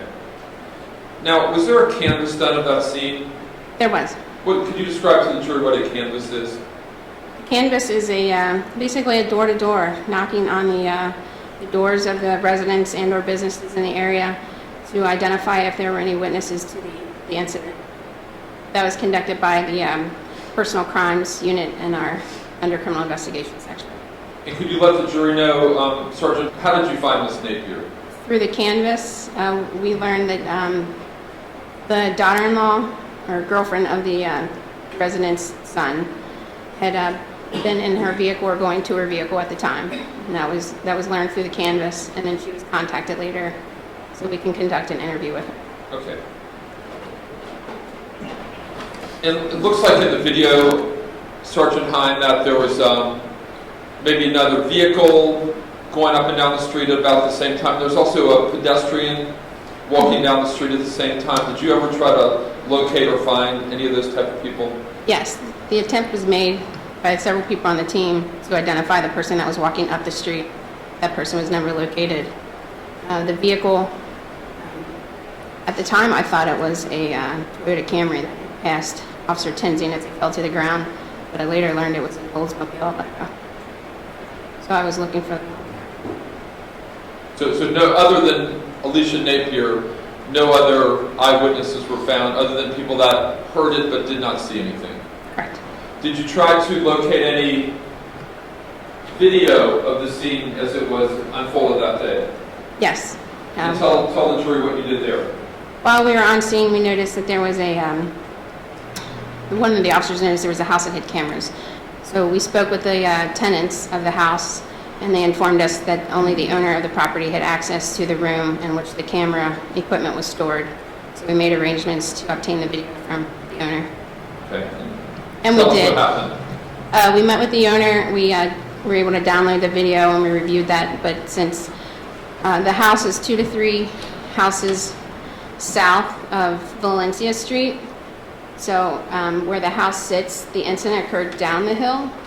So where the house and the camera was sit in place, you couldn't capture the event, or when the car came up the hill and stopped, because the house and the camera sat too far back and too far up. So that video captured none of this incident? We got nothing of Okay. value. Other than that, were there any other videos found of the scene? No, sir. Only the body-worn cameras. Gotcha. And then do you normally try to talk to the involved officers that day or that evening, Sergeant Hine? Yeah, it's the policy of the Cincinnati Police Department that we interview the officers that are involved in the situation, whether or not they were actually involved in the discharging of the firearm, or if they were witnesses to the event, or if they responded later. Okay. So you say you got the 3 body-worn, did you get 3 body-worn cameras then? Yes. Tensing, Linden, Schmidt, and Kidd? Yes. And then as far as interviewing Tensing, Linden, Schmidt, and Kidd, you said if we're Cincinnati, you normally talk to them right around that time? Yes. We would go to the scene like we did, and we would, the canvass would be conducted, the crime scene would be conducted, information would be collected, and then from there, we would respond back to the criminal investigation section, where follow-up interviews would then be conducted with all the participants involved. And as this situation unfolded, Sergeant Hine, did you become aware that UC Police had a different policy? Yes. So UC's policy, and I thought it was a union policy, so I apologize, but it's actually their department firearms policy, standard operating procedure, that they have to give a formal statement within 48 hours of the incident. So what you normally would have talked to the involved officers that day, there was something in effect that prohibited you from talking to him for a couple days? Yes. So when you interviewed Linden, Schmidt, Kidd, and Tensing, would that have been on or about July 21st, 2015, 2 days later? It was. And as far as if you could let the jury know, Sergeant Hine, in your own words, what the general policy is of Cincinnati as far as letting witnesses see video, or in this case their body-worn cameras, prior to giving their statements to you? But the Cincinnati Police Department, in an effort to obtain a raw, uninfluenced, uncompelled statement from the officer, a true recollection of his memory from the events that he was encountering, perceiving, experiencing, feeling at the time he decided that level of force was needed, we do not show in the video. We do not want a compelled statement. And what is the danger if you view the video first? Because the officer may not remember. It's a rapidly unfolding event. So what they remember, we want them to tell us what they remember. What can they recollect in that statement? We don't want them to look at a video and now feel like they need to narrate what that video is telling us, or what we see in the video. Because what you and I see in the video may not be what that officer was seeing at the time he used that level of force. Now, did you allow or permit Reid Tensing, Lyndon Schmidt, or Kidd to watch their body-worn camera videos prior to their interviews? I did not. Do you know if anybody allowed, permitted, or if any of those three watched their videos prior to the statements? I learned later that yes, they did. All three? I believe 2 of the 3. Okay. Do you know if Reid Tensing watched his body-worn camera prior to your interview of him? Yes. Now, you talked about to the jury, Sergeant Hine, about Alicia Napier, and she got interviewed the evening of the 19th, maybe shortly after midnight, fair to say? Yes. And did she give a taped statement to you? She did. And was she shown a body-worn camera video or allowed to view any kind of video prior to giving her taped statement? No, sir. Did you tell her what to say or direct her what to say, or did Officer McGuffey tell her what to say in any way? No. You try to let the witness say in their own words what happened to the best of their knowledge? Yes, I didn't even tell her what the situation was, so she had no idea it was even the situation. I didn't give her any detail around it. Okay. You let her provide the details? Right. And why is that important? Same thing. I don't want to influence her statement. I want her to give me the recollection of what she thought she was seeing or encountering at the time.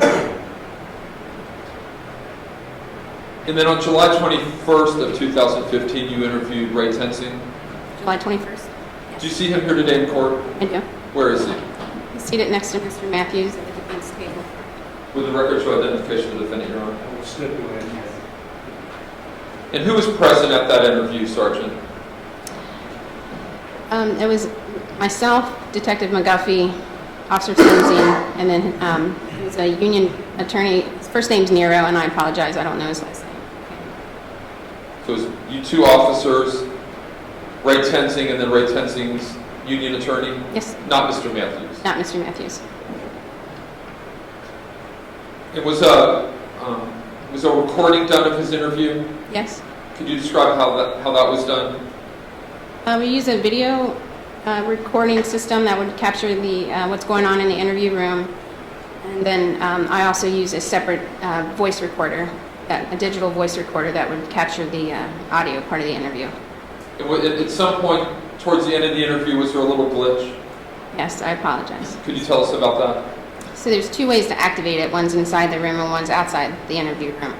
So at one point during the interview room, we took a break, and then when we came back in, Detective McGuffey had activated the recording device on the outside of the room, but when I got in and sat at the table, I activated it I thought I was activating it on the inside of the room, which was really deactivating it. Okay. And as a result, is there a small portion that's not videoed, but it's audio? Yes. So everything that's said is captured, it's just some of it, the audio isn't present, the video isn't present? Yes. Judge, I'm just going to read a statement that Mr. Matthews, I think, is in agreement with. That states Exhibit 9A is the video recording of the defendant's interview with Cincinnati Police on July 21st, 2015. Several breaks were taken during the interview, and during some of those breaks, the defendant was present in the interview room with his attorney. By the agreement of the parties, those sections of the interview have been redacted from the interview. There was also a few-minute segment of the interview where the officers are questioning the defendant about damage to his uniform, where the video did not record what was taking place, but the audio was functioning. Both sides agreed that the complete audio part of the interview was recorded on this disc, and the only thing missing was the few minutes of the video. And Judge, 9A is the actual disc, so I would like to admit and play that. Mr. Matthews? No objection. Okay, thank you. Judge, what we've also done is, and I think it's called Exhibit 9B, and we mark it with an exhibit sticker, but it's the transcript of the interview. And what I would ask is that we be able to pass this out to the jury and then have them follow along as they listen and see this, but it would not be an exhibit, and after the conclusion of the statement, this would be returned to your bailiff. Okay. Mr. Matthews? No objection. Okay, you've seen it, right? I know we Yes. had some issues with the attorney-client. Okay.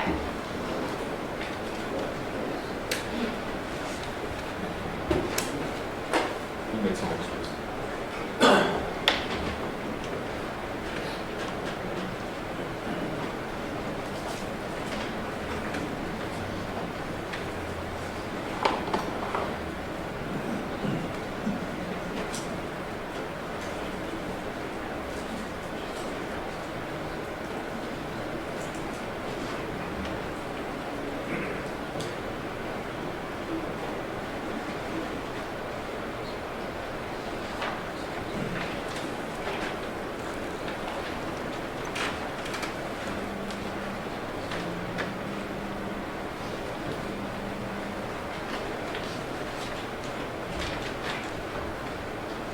We made one for the court and also the court reporter, and then for the defense counsel.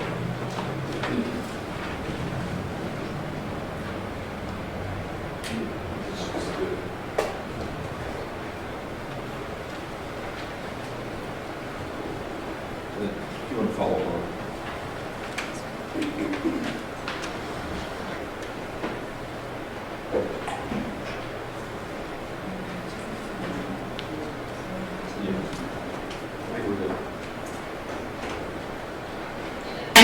Reid, nice to meet you. Terry McGuffey, nice to meet you.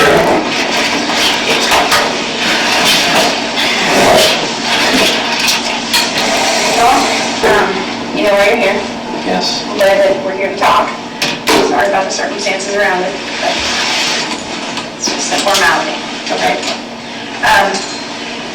Before we start, I'm going to read this to you. The current time right now is 1:58. Today's date is July the 21st. This is not a custodial interrogation, and you are not under arrest. As a result, we are not legally obligated to read you your Miranda rights. You are also present with counsel. However, you did fire a shot that took someone's life, and as a result, could possibly face criminal charges. Are you willing to answer questions related to the shooting incident that took place on Sunday, July 19, 2015? Yes, I am. Before we start, will you go ahead and just tell me a little bit about yourself? I know your name's Reid Tenzing. Yes, ma'am. How old are you? I'm 25 years old. I'm born and raised in Corning Township. I went to Corning High School as a Sheriff's Explorer for Hamilton County for 5 years. I attained the rank of captain. Went to Ohio State my freshman year, studied criminology, transferred to UC my sophomore year. I graduated in 2012 with a Bachelor of Criminal Justice degree, Bachelor of Science degree. During college, I went to UC Claremont's Police Academy, where I became certified. Shortly after that, I was hired as a part-time police officer for the Village of Green Hills. And after graduating college, I was promoted to full-time at Green Hills. In April of 2014, I was then hired full-time as a University of Cincinnati police officer. How long did you work for Green Hills? Approximately, April of 11 to December of 14. So, just shy of 4 years. And what's your current rank with UCPD? Patrol officer. Okay. What's your shift? Second shift, 3 p.m. to 1 a.m. Do you ride with a partner or typically ride solo? For pretty much the first half of our shift, we're solo. We're primary from 3:30 p.m. to 9:30 p.m. At 9:30 p.m., third shift comes in and they take over as primary. And at that point, depending what beat we are that day, we can be paired up with another second shift officer until 1 a.m. Okay. The incident that took place on Rice Street at Valencia, will you tell me what occurred that day? Yes, I was sitting at the intersection of East Hollister and Vine Street. I had just come down Auburn and taken a right on East Hollister, and I was planning on traveling westbound over Vine Street to go up West Hollister back to McMillan. As I was sitting at the intersection of East Hollister and Vine Street, I looked up to the north and I saw a green Honda Accord with no front license plate coming from that intersection. And he was traveling southbound in the number 1 lane on Vine Street. And he passed the intersection that I was sitting at. I noticed that he did not have a front plate on the vehicle. As the vehicle passed, I ran the rear license plate, which was an Ohio plate. I ran that in my MDC. It came back to a female, and she was under a driving suspension. That's when I pulled out southbound on Vine Street after the vehicle to initiate a traffic stop. At what point no, go ahead, just finish the entire incident. The vehicle continued down southbound on Vine Street. When we were approaching Phil, that's when I flipped on my lights, my takedown lights, my red and blues, to initiate a traffic stop. And I simultaneously called out over my radio that I was conducting a traffic stop on Phil Street just off of Vine. after I noticed that he turned on his blinker to turn eastbound onto Thill Street. I then followed him onto Thill Street with my emergency lights activated. He did not stop right away, and with it being daytime, I flipped on my siren a couple times just to make sure that he knew I was behind him, attempting to pull him over. He still continued all the way down Thill Street with my siren. I kept flicking it on. He wasn't fleeing from me, he just wasn't stopping. He just kept driving. He turned right south onto Rice Street, where he then pulled over on the side of the road, and I then pulled up behind him. When this was happening, I advised my dispatch that he was slow to stop, that he wasn't fleeing from me, but he was just slow to stop. And I exited my vehicle. I walk up to Mr. DuBose. I'm in contact with him. I asked him what his name was, and I don't believe he answered me. I then introduced myself. I said I'm Officer Tennessee with UC Police, and I asked him for his driver's license. I asked him for his driver's license several times. He did not produce one. He asked the reason as to why I stopped him. And I explained that to him that his front license plate was not on the vehicle.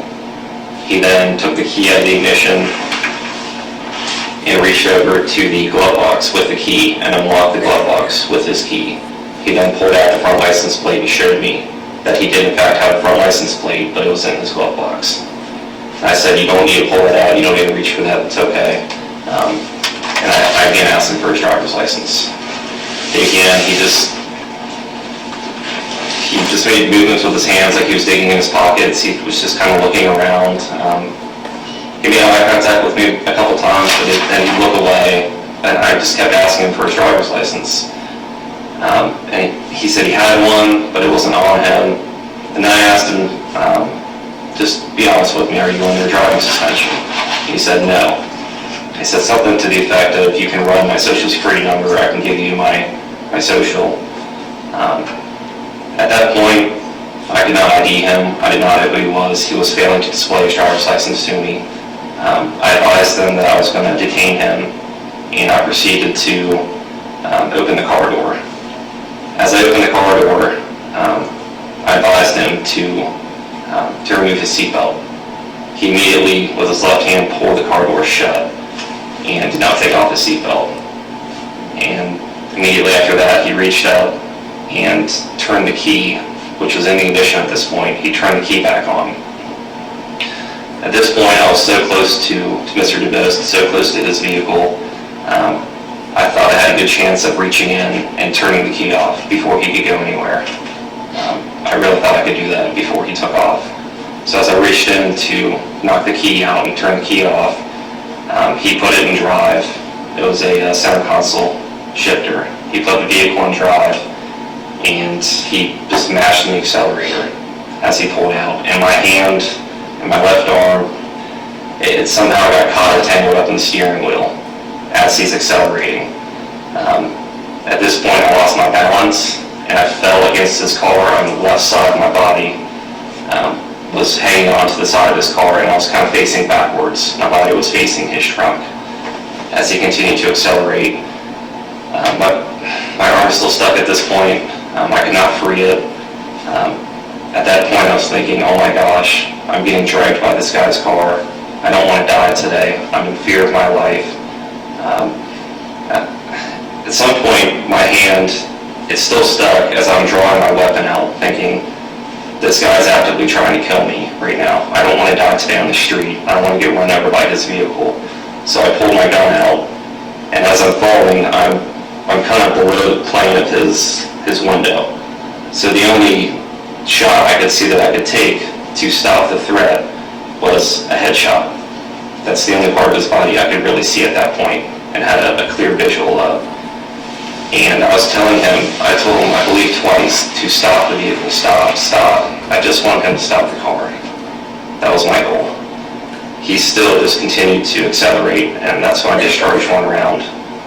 And I hit him in the head with that round. Again, I did that because I was in fear of my life. I was holding on for dear life. I did not want to get stuck underneath this car and run over by the tires.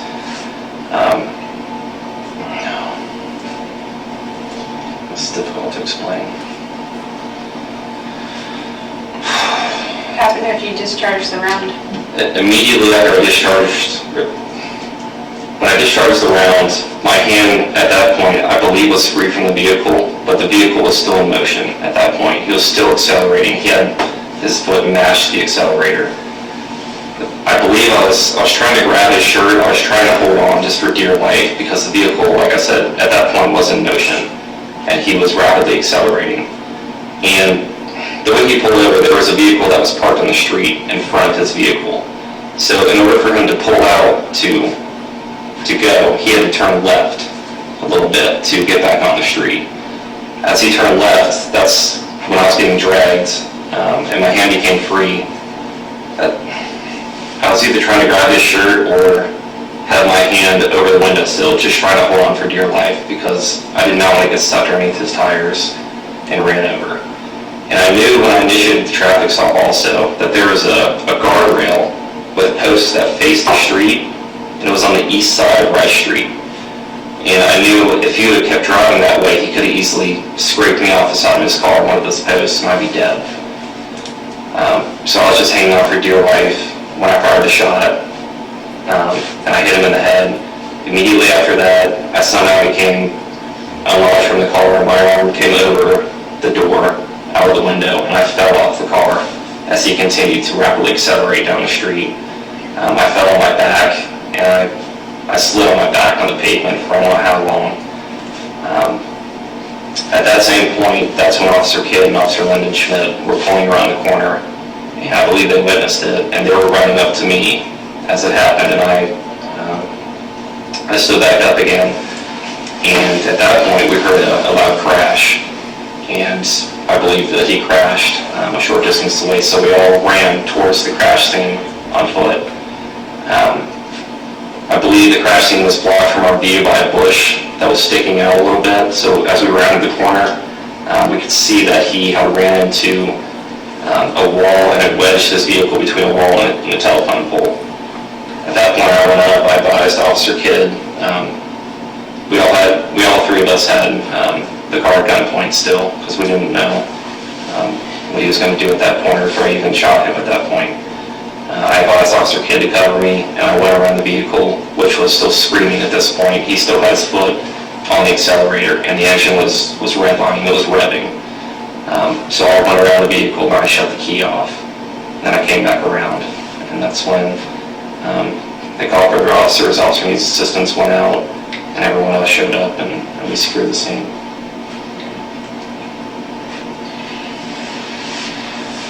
I'm going to take you back. I'm going to go back to the beginning. You said you lit him up on Vine Street? Yes, ma'am. So it took him from Vine Street as he went all the way up Phil and around up to Rice to come to a complete stop. When he stopped on Vine Street to turn eastbound on Phil, and he had his blinker on, that's when I turned my lights on. And I believe over the radio I advised that I'll be on Phil Street just off of Line. Okay. And I was hoping, my intentions were to have him just pull over right there on Phil, just off of Line, so we get out of traffic. Okay. Was there anything else about that car that drew your attention to it besides the no front license plate? After I ran the tag, it came back to a female, and she was under suspension. I did not see who was driving the vehicle. All I saw that there was one person driving the vehicle, and they were wearing like a red and white designed shirt with a hat on. Okay, so you didn't know if it was male or female? I did not know if it was a male or a female. Okay. All right. You approached the car. There's a car parked in front of his car when he stopped. Yes, ma'am. Could you tell if that vehicle was occupied? I believe it was parked. It was a silver sedan. Silver sedan. You approach the car. He refuses to give his driver's license or ID. Yes, ma'am. Okay. Do you recall removing a bottle from the vehicle? I do, yes. Tell me about that. During the process of talking with him, I looked down on the floorboard, and there was a green bottle, which, through my experience, it looked like a bottle of alcohol. He then handed me that bottle, and I looked at it for a second. I remember it saying gin on it. So at that point, I took the bottle and I put it on top of the vehicle because I was just focused on him. I wanted to make sure I was seeing his hands and I was dealing with him. I could deal with the bottle later. Okay. Yes. At any time before he attempted to leave for the car and drive, did you have your hand on your weapon at any time during No, ma'am, I believe not. Okay, so not even when he went into the glove compartment? I think my hand kind of dropped that way, just in the area of my gun, but I do not recall doing anything with my weapon, touching my weapon, or anything like that. Okay. Because I could see when he opened the glove box, it was just a bunch of papers, and he was just reaching for his license plate.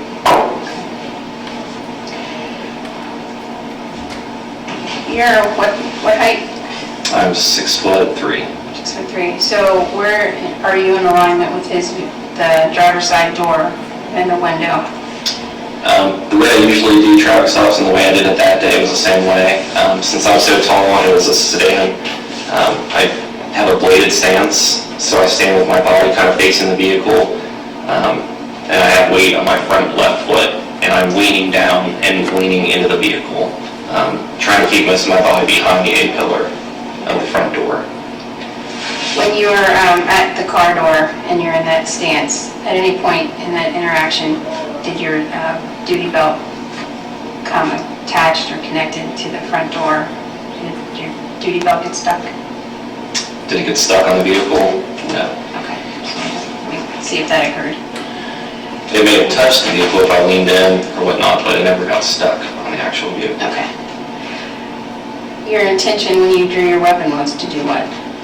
It was to stop the threat. I believed at that point, when I was getting dragged by his vehicle, that he was actively trying to kill me. Okay. So in your mind at that time, if you didn't react, you could be killed. I would have either been stuck underneath his vehicle and run over and killed, or he would have gone along that guardrail and scraped me off the side of his vehicle, and I would have been killed. Okay. Yes. Did your feet ever leave the ground while you're connected to the car? As I was being dragged, Yes.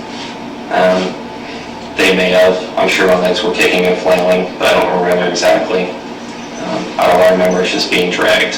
I could feel myself, after I lost my balance, I could just feel my body going with his vehicle and picking up momentum and being dragged by his car.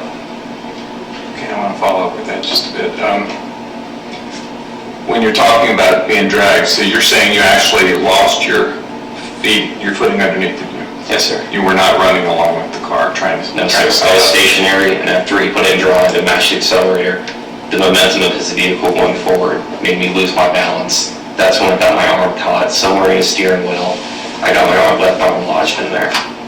Okay, so you lost your balance because the car took off? Yes, sir. Okay, and can you tell me where was it one hand or both arms inside the vehicle? I believe initially I just reached in with my left hand to try to reach around the steering wheel, through the steering wheel, to knock the key out of the ignition, or at least turn the key off. So the intention of you reaching in was to turn the car off? Yes, sir. Somehow? I thought I had a good chance before we put it in drive to knock the key out and stop the car right there and regain control of him. All right. You're a big guy, you got long arms, I'm sure. Yeah. How far in would you say your arm got, your left arm? From the actual window? From where you would have been outside of the car, yes, from the How outside far of the my car. arm went inside? I would imagine 2.5 to 3 feet. Now, show me on your arm how far you remember it being. If this end of the table was the windowsill, I leaned in and I reached probably this far. Okay, so you're talking past your elbow. To where your shirt line is? Somewhere around there, yes. All right. You said around or through. Do you recall if you went through the steering wheel or up and around? I think if I recall, the biggest gap through the steering wheel and the most direct route to his keys was through the top part of the steering wheel. So I believe I stuck my arm through there to try to turn the key off. Do you recall if the seatbelt was around your arm also? His seatbelt, the driver's seatbelt, no. Okay. Not at that point. That's the point where my arm was stuck inside around his steering wheel somewhere and was lodged in there. As we were driving, and after I shot him, my arm became free, and I believe I was grabbing for a shirt or grabbing for a seatbelt just to try to hold on to not get stuck underneath the vehicle. Okay. When you were being traveled, and then once you fell off and got up, did you see how far you had traveled? From the initial point of being dragged, this is just a guess, but I would say 15 to maybe 20 feet. Okay. I'm just guessing at that point. All I know is I was being dragged by his vehicle. About what speed? When I fell off, No, when he was dragging you. Could you tell how fast he was going? obviously he went from a dead stop. He mashed the accelerator to the floor, so by the time I fell off, I was probably traveling at, I would guess, 15 miles an hour, somewhere around there. Did his speed pick up after you fell off the vehicle? Yes, ma'am. After I fell, I could hear his engine revving and the RPM still climbing. And then even after he crashed, like I said before, his RPMs and his engine was screaming after he crashed. When you drew your weapon and just made that decision to stop the threat, could you feel the backstop of your pistol against him? Did you know that I know you said the head was your only shot area. Could you feel your pistol against his head? Could I feel the muzzle against his head? No. No. Okay. You just knew that you're putting it in that direction? Yes, ma'am. I reached up just towards him. I don't recall making contact with his head or any contact shots or anything. I just remember reaching up as far as I could and just discharging one round towards his head. Okay. Was there anything that he did that made you think that you hit him? Before I fell off, yes, immediately after I discharged the round, his head just flung to the right sideways. And then after I fell off, I was on the ground, we got up, and I heard his engine revving and still going and traveling. I thought at that point I either wounded him or I missed him completely as he was still traveling, and then we heard the crash.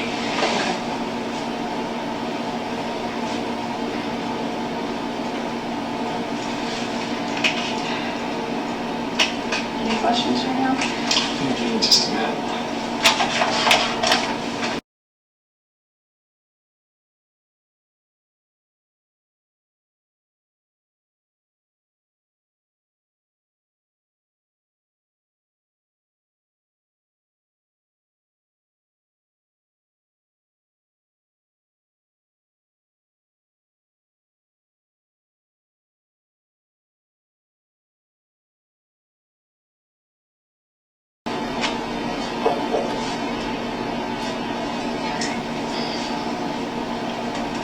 At what point in this stop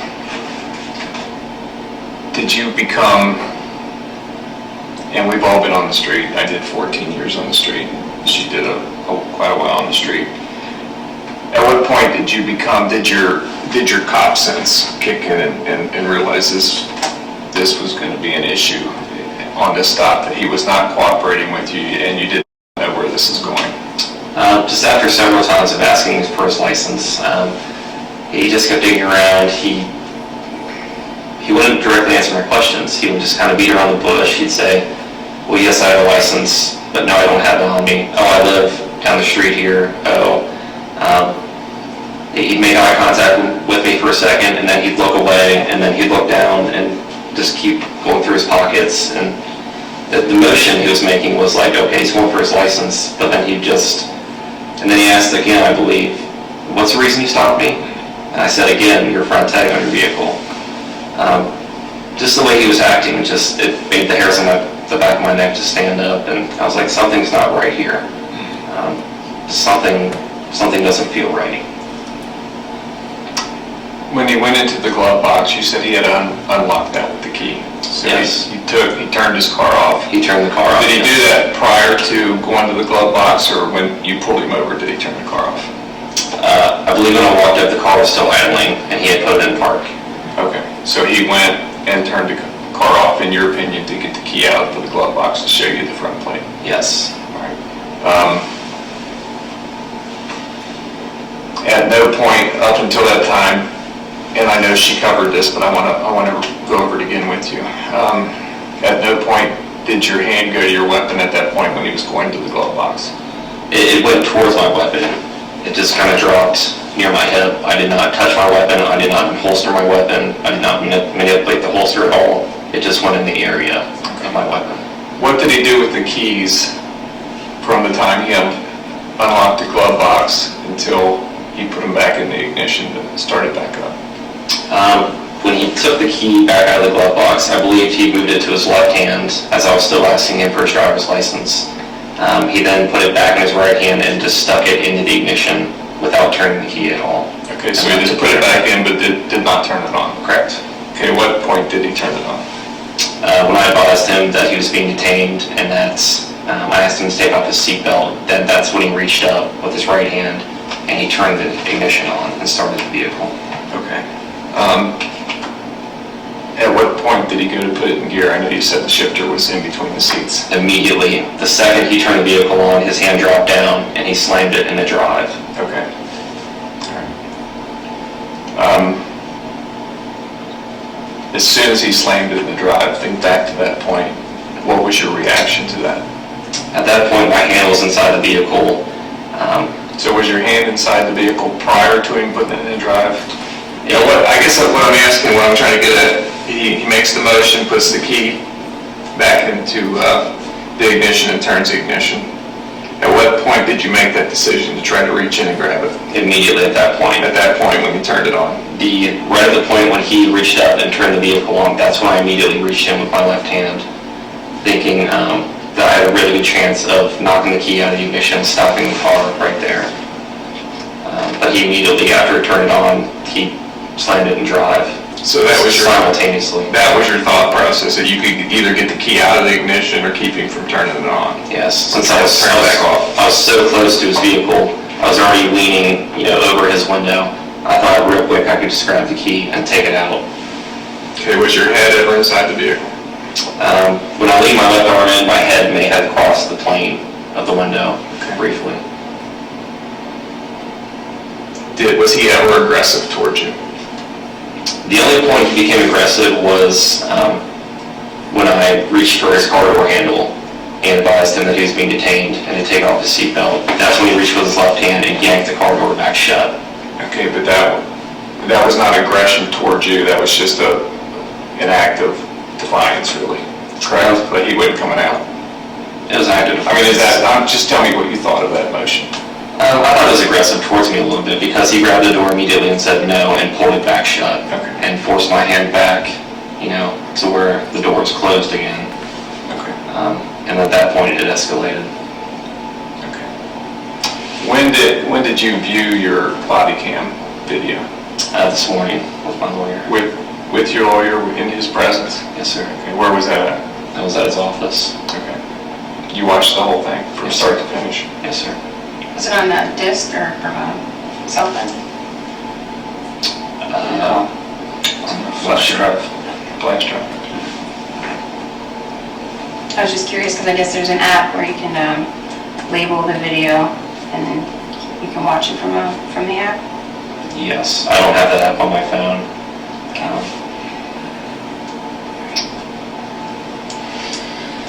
You want to take a break for a few minutes? Yes.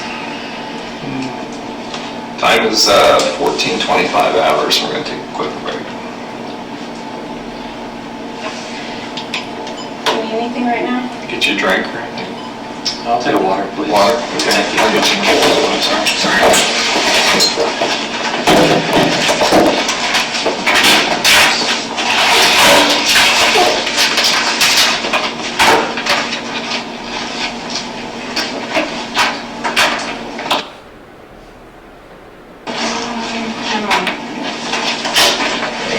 All right, we're gonna go back on, okay?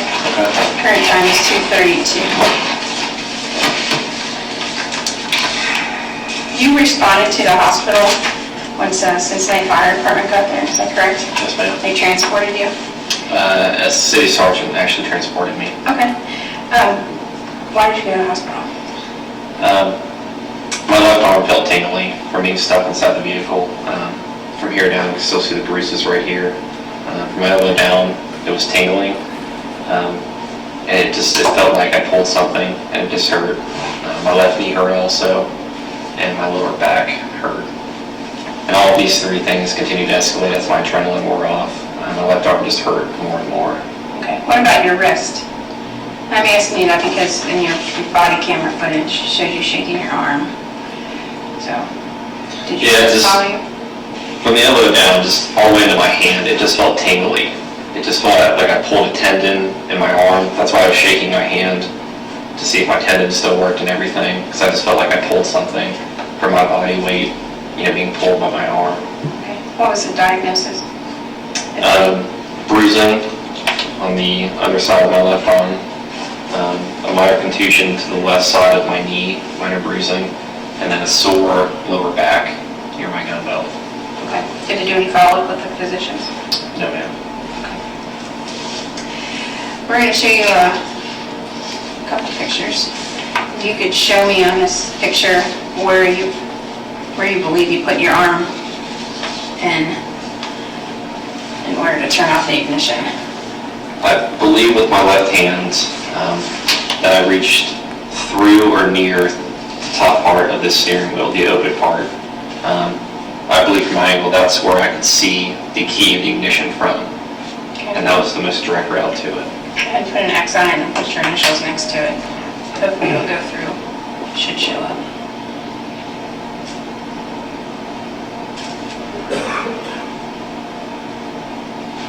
Can we put it above that? Yeah, just put your initials right there.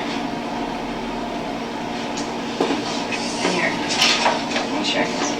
Yeah, I see the X. Okay.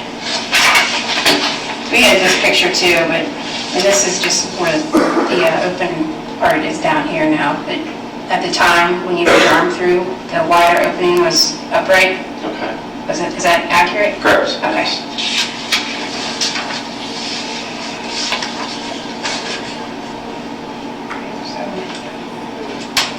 Was your arm twisted while you were holding on? Do you recall? I don't recall exactly.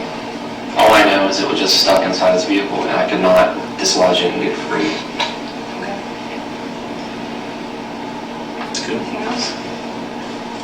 I don't think we have any other questions for you. Is there anything that we didn't ask you about that you believe is pertinent, we should know about? Any other details?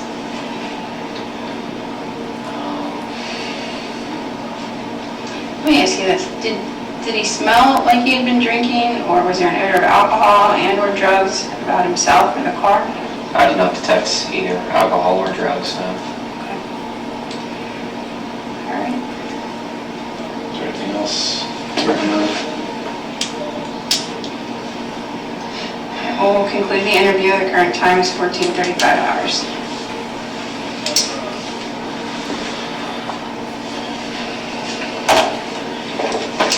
We're going to talk to your attorney. So we'll take you outside. You can say with Ray. Is that your new name? Paul. And then he'll be back out to talk to you. Okay. You guys just wait for me out there? Okay. And Myra's holding you hostage. I'm gonna talk to you here somewhere. Somewhere else. You can keep your stuff with you.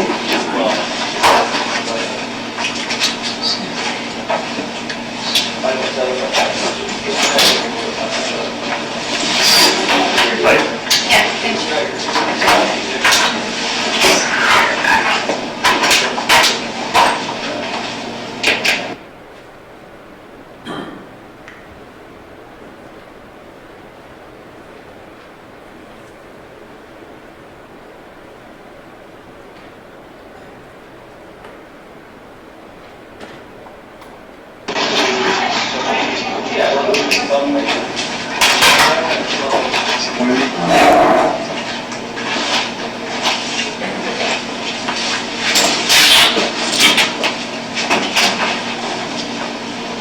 There are a few more questions.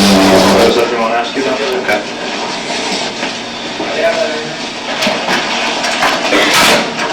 Thank you. Your uniform was processed by our criminalists. Let's go back on.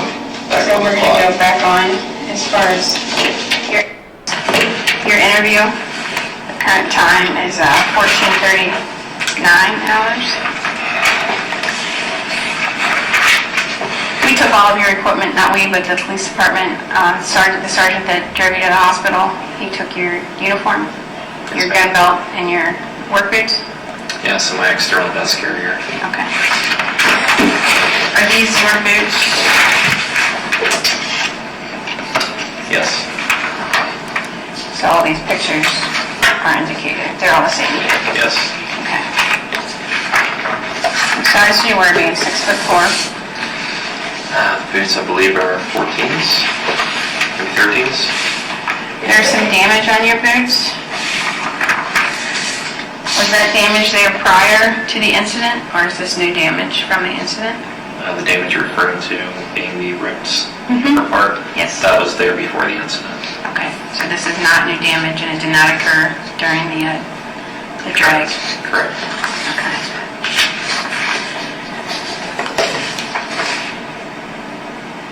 I think that's all I have.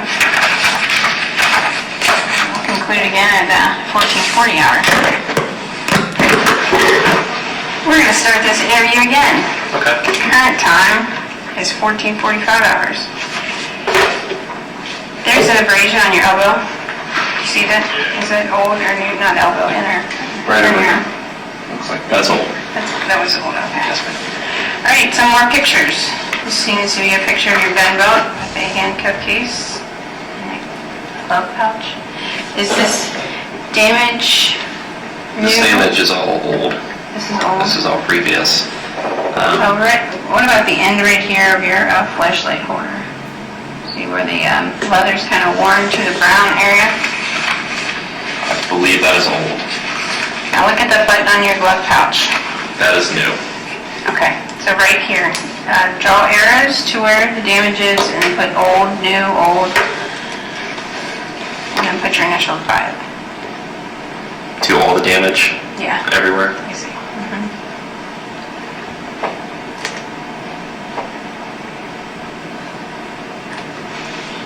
All right, then on this one.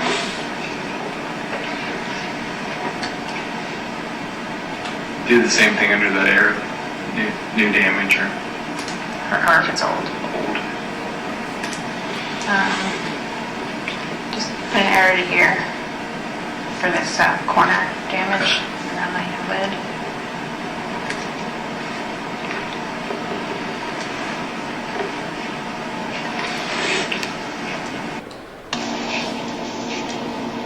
Same for the flashlight holder. Yeah, so right here on the flashlight holder, this end appears to be damaged.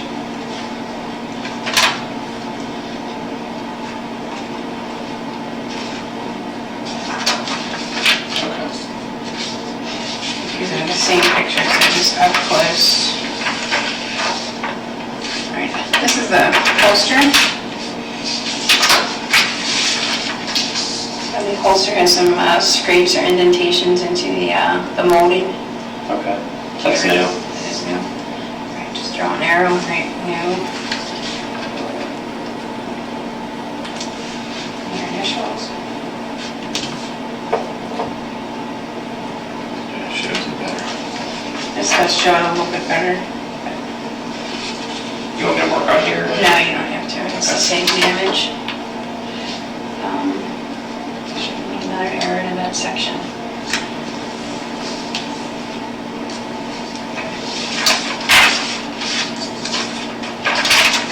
This is just a measurement of it.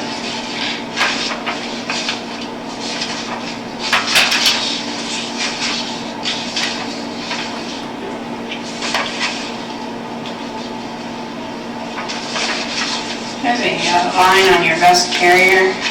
There's a more up-close photo of it.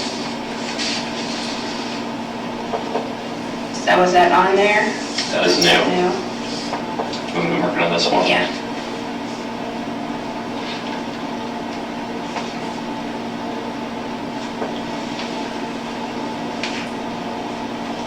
Do you see how the stitching, when it's up close, is messed up? That's new. It is new. Here, you can see it on this one. You can look at that. And this dirt pattern, is that just wear and tear? This down here is this dirt. Yeah, is that dirt? Like, That's new. okay. Then an arrow to that and an arrow to that.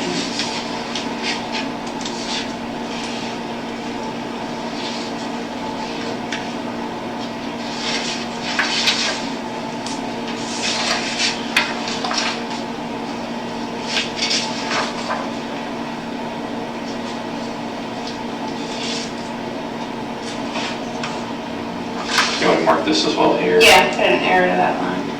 It's okay. That way it's all on the same page. Put it up.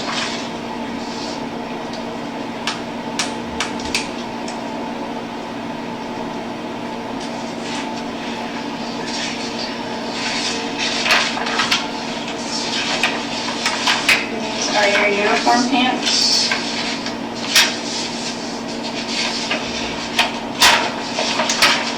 This shows it a little bit better, but you see this mark right here? That's new. Right. And there's also a tear in the pocket.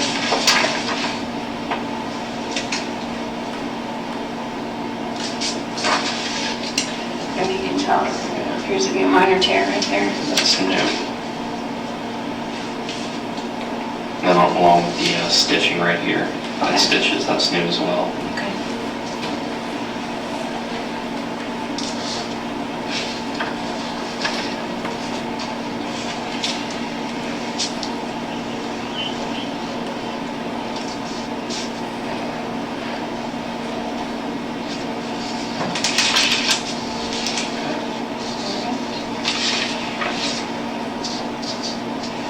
Date on all the pictures that you made marks on, up in the corner.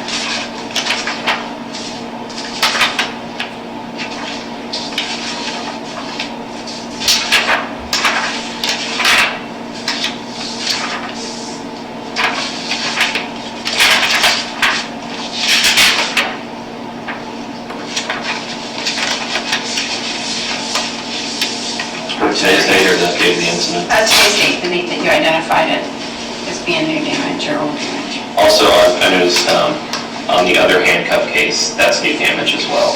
All right. let me That's find scuff it. mark. Oh, I'm so sorry, I didn't realize that.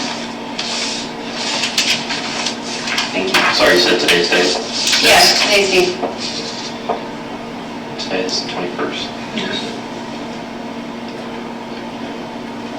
All right, yes. Yeah, two handcuff pieces. Now you see how there's two areas? Yeah, that's Are what they I'm both saying. new? They're both new.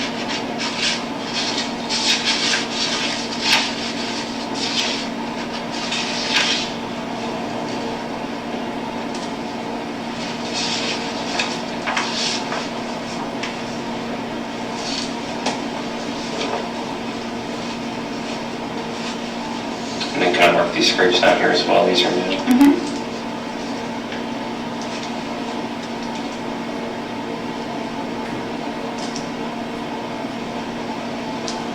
How fast do you think you were traveling then with momentum when you were going to the ground? Your body traveling? I'm just guessing, but maybe 15 miles an hour. Okay.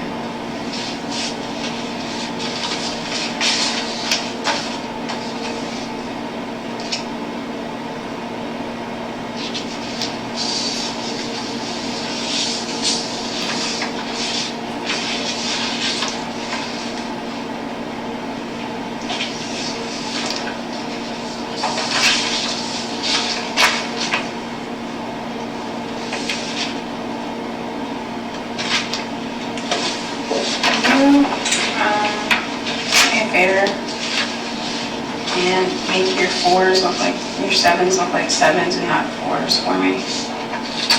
Okay. Only because here you made it look like a seven. I'm sorry, I don't know why I'm running 4.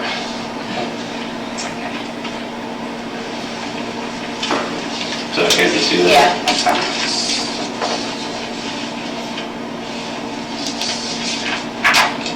Corey, teach you guys how to write. Pretty much, job yeah. notes.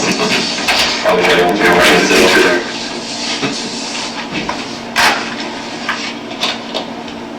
Don't feel bad, I was from Mount Healthy. Okay. Not all of us can get it healthy. Is Linton Schmidt from Courtroom too? I do not believe so. Can we initial this one too, or? No, that was just a full-size channel. So I don't believe there's anything on your legs. At least, I'm gonna do a front picture.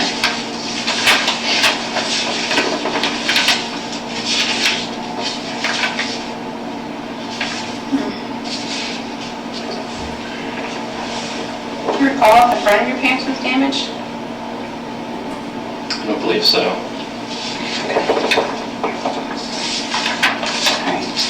While they're taking pictures of you, I'm going to just make sure that they didn't take a frontal view of those pants and see if there was any damage to the front. No, we won't go off record this time, we'll just leave it run. Are you going to stay here then? Yeah. Okay. We'll just, while they're taking pictures, and give you a chance to sleep.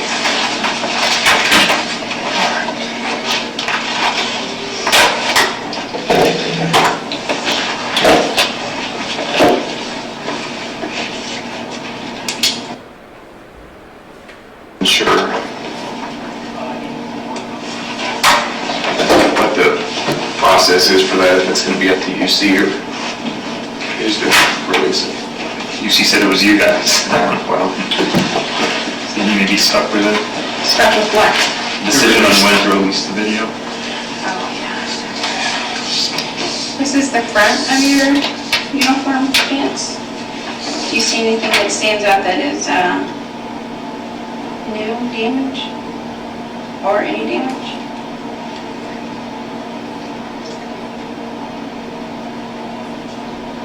No.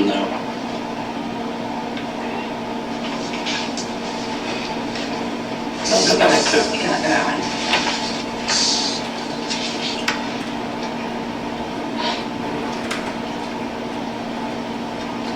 No, not that I can tell.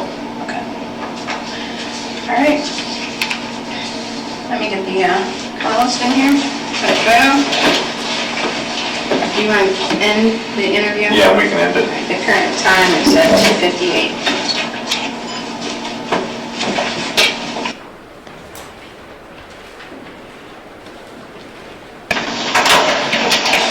Shannon, hi. Reid, nice to meet you. Nice to meet you. Terry McGuffey, Nice to meet you.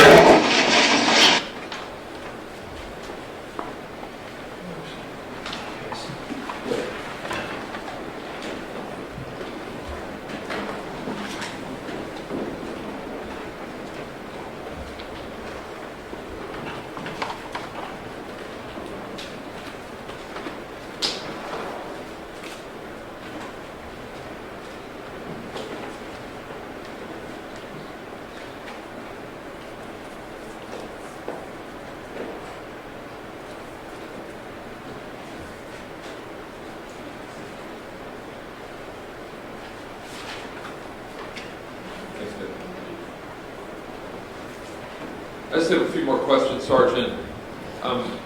Just to go over some of the photos that you would have showed Reid tensing that day, and then I'll stop.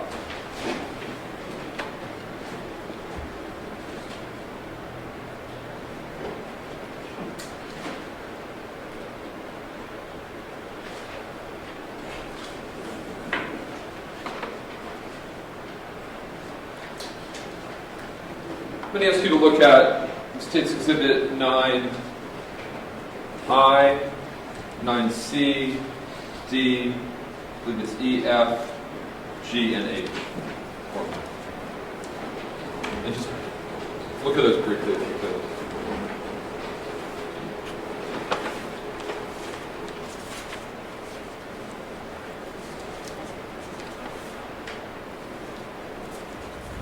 And what are those photos, Sergeant Hine?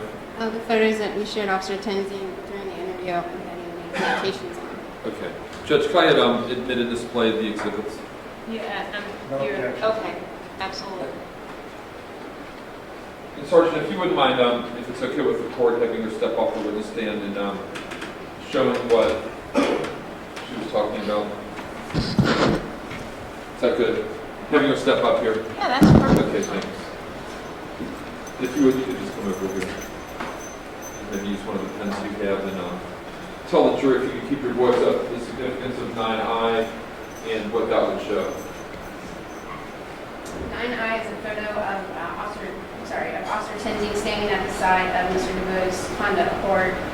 And at the top, just at the dashboard above the steering wheel, you will see Officer Tenzing's initials. And this is a still photo from the video. That's correct. Okay. And let me just do this real fast, Sergeant. Because you talked about some to initial something, is that what Reid Tenzing that put his initials there during that interview? Yes, You had him do that with his own hand? yes, That's what that RT is? yes. We just leave that there.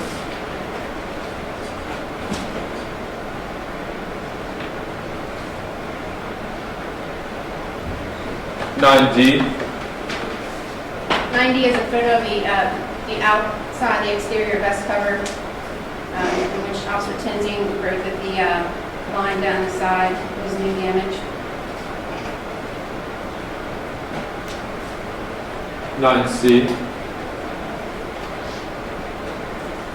9C is a photo of Officer Tenzing's uniform pants that shows stitching.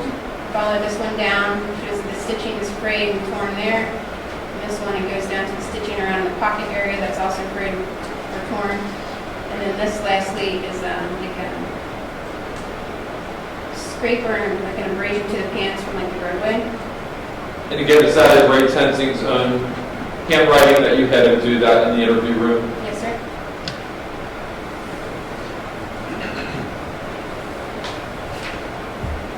Nine E. This is the handcuff case. It's just to the right side of the nylon pouch right here. This indicates damage that's new. Officer Tenzing initial pointing down to the damage at the bottom of the cover. And then also to the side of the cover is new damage. And then right around the body of the handcuff case is new damage. Would it be fair to say, Sergeant Hine, that you really didn't know what may have been new and what may have been dull, that you were taking his word for it and what he wrote down? True, but you can also look at it to tell if it was old or new based on if it was old, we have maybe dirt or discoloring over it. But again, this is what you wrote. You had not seen any of that beforehand. Correct. 9F. There's a photo of the bottom half of the firearm holster, and it has indentations into the plastic that indicates that it was new damage. 9G.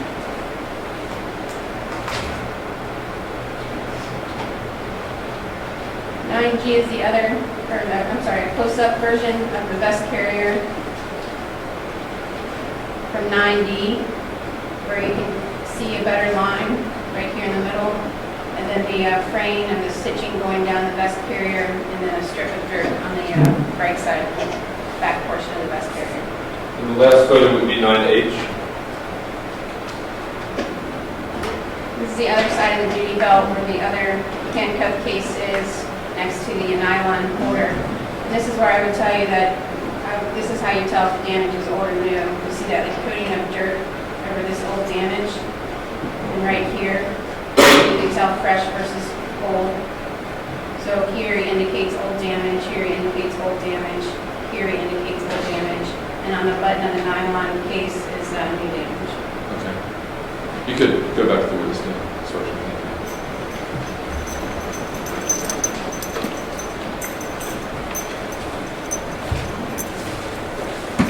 Judge, I have no further questions. Thank you. Mr. Matthews, cross-exam.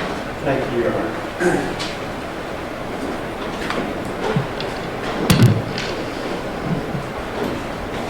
Sergeant Hine, you indicated in your earlier testimony that you were with internal investigations for about 3 years, Yes, sir. and you also then were at one point in a homicide, correct? Very quick stint. I'm sorry? It's a very short-lived stint. Okay.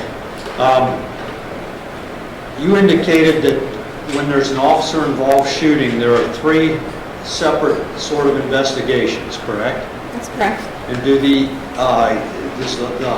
criminal investigation section, of which homicide is a part, I assume? Yes, homicide conducts a criminal portion. Okay, and the administrative action or administrative investigation is conducted by internal affairs? Yes, sir. Do those occur at the same time? Simultaneously, in parallel, but independent. And they're done by different individuals? Yes. Okay, so your investigation, your portion of this investigation was the criminal aspect of it, correct? Correct. And was Officer McGuffey, or Detective McGuffey, he was your partner on this? Yes. And were you both equal in it, or was one of you in charge? I believe we were equal, but he was a more senior officer in the homicide unit, and he was teaching me.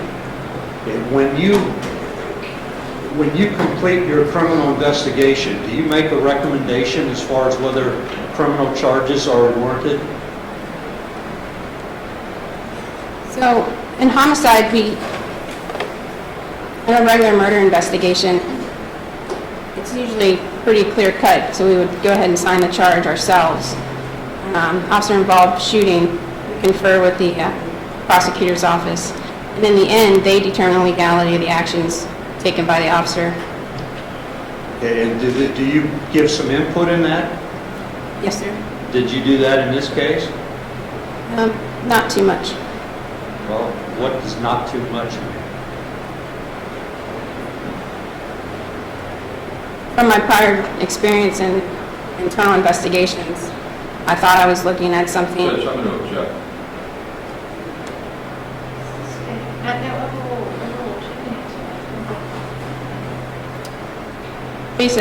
Based on my time and training with internal investigations, I thought I was looking at an officer-involved shooting, whereas actions may be determined to be justified based on the events surrounding the actual shooting, and taking into consideration the information about the prior conduct of Mr. DuBose and Officer Tenzie. Was your feeling that the officer's actions were justified? Objection. Judge, I don't think anybody can ever express their opinion as to the ultimate issue in this case. I don't, let's go on over here on the record.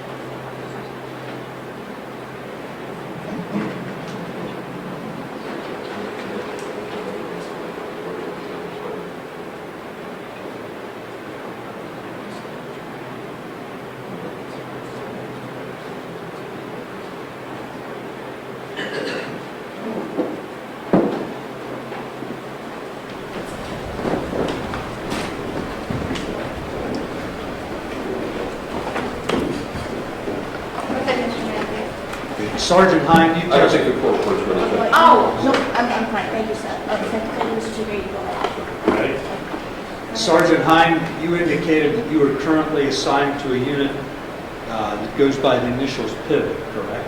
Yes, sir. And you said that that is a unit that monitors crimes around the city and determines which areas are good or bad, or where crime is prevalent? Yes, sir. How does Mount Auburn fit into that? The current most violent location in the city right now is Avondale. Of the 23, Mount Auburn is probably in the top 20%. Okay, and this situation occurred in what is known as Mount Auburn, is that correct? That's correct. Thank you.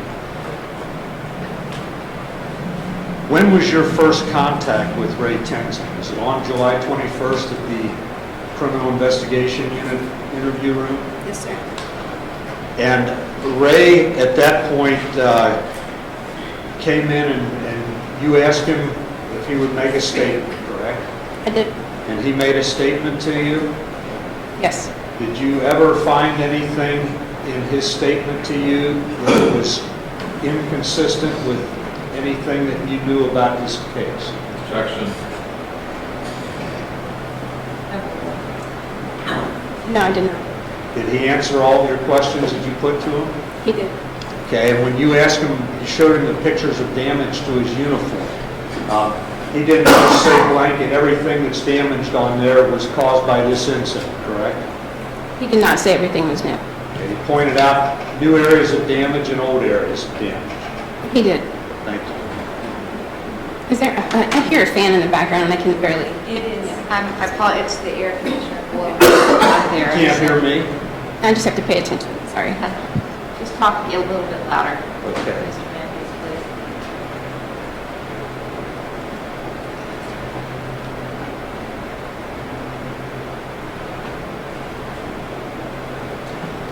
You indicated in your testimony that there was an African American shown on the video walking up the sidewalk while Officer Tenzing was engaged with Mr. DuBose. Do you remember that? Yes, sir. And beyond, when was the canvass done where an attempt was made to locate witnesses to this event?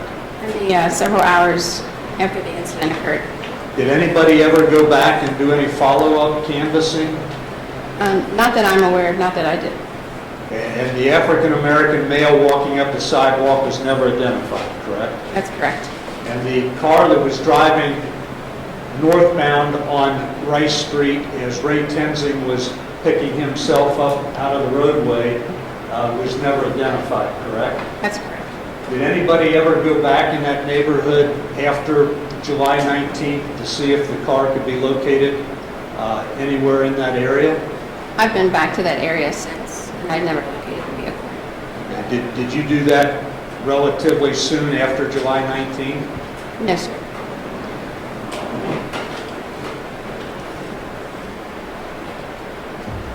Your canvass did lead you to the discovery of Alicia Napier, correct? Yes, sir. And Alicia didn't come in voluntarily to talk to the police department, correct? No. You I mean, she did voluntarily come in, but we sought her out. You tracked her down, correct? Yes. Okay. And did you conduct the interview with Alicia Napier? Yes, myself and Detective McGuffey. And was her version of what she witnessed out there consistent with what you had seen on the video, body-worn camera video of Ray Tenzing? There were some inconsistencies, but none that were heavily of note to discount her entire statement. You didn't discount her entire statement, but it wasn't entirely accurate, is that correct? Correct. Thank you.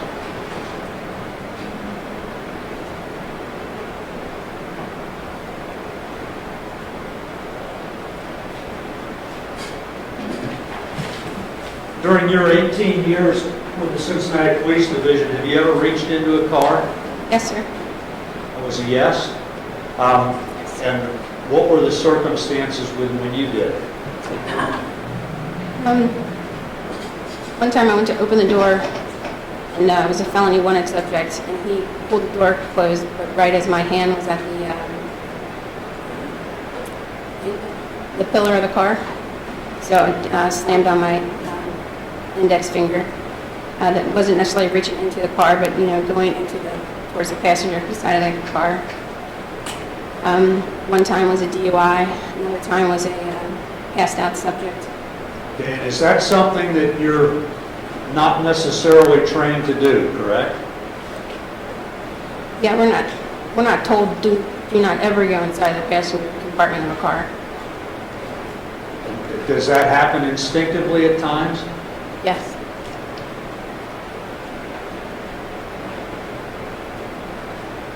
Sergeant Hine, if a driver took off while you were stuck in the car, would that make you feel like you were in jeopardy of serious physical harm or death? Objection.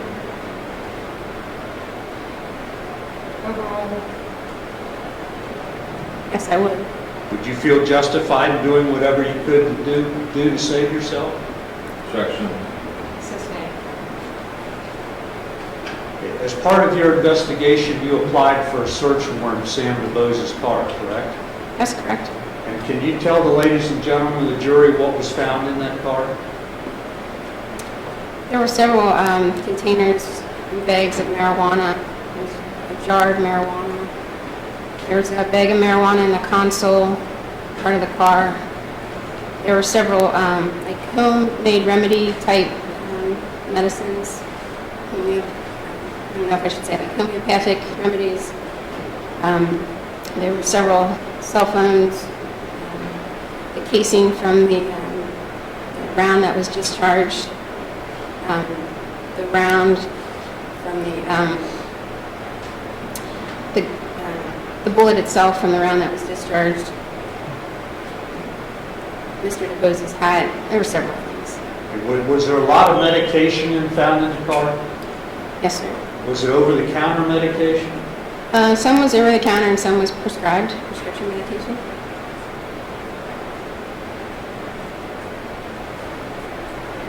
Did you do any kind of forensic investigation with reference to the 4 cell phones that were found? There was no need to look into further activities of Mr. DuBose at that point, so I did not do any forensic search or incur the cost. Okay. I assume as a trained, certified police officer, you go to the range occasionally, is that correct?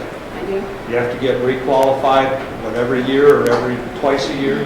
We qualify annually, and then we do familiarization training annually also. Okay. When you're at the range, are you ever taught to shoot to kill? No, sir. Are you ever taught to shoot to wound? No, sir. What are you taught? I'm taught to shoot to stop a threat. Thank you, Sergeant.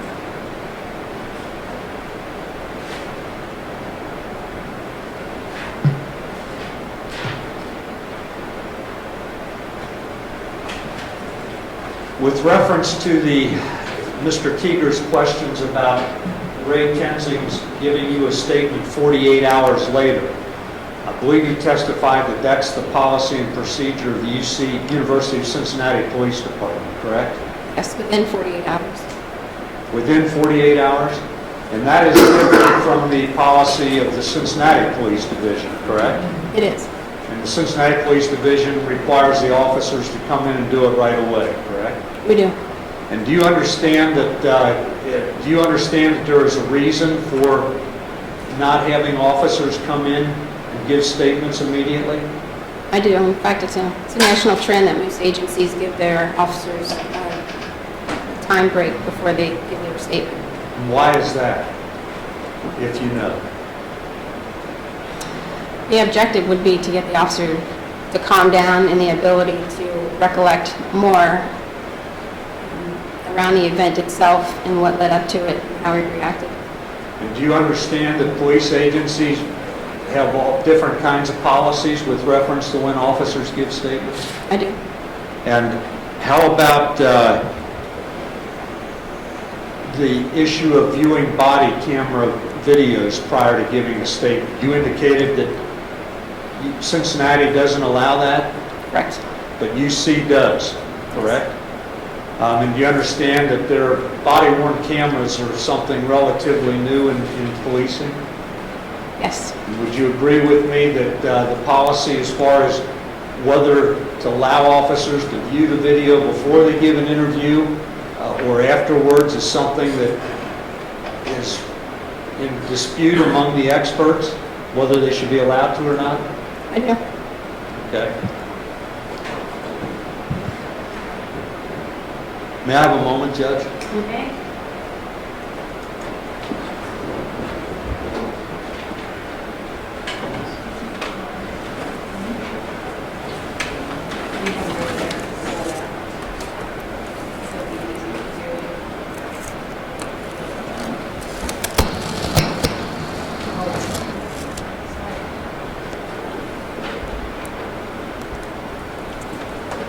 Sergeant, do you recall that Ray Tensing was transported to University Hospital from the scene on Rice Street on July 19?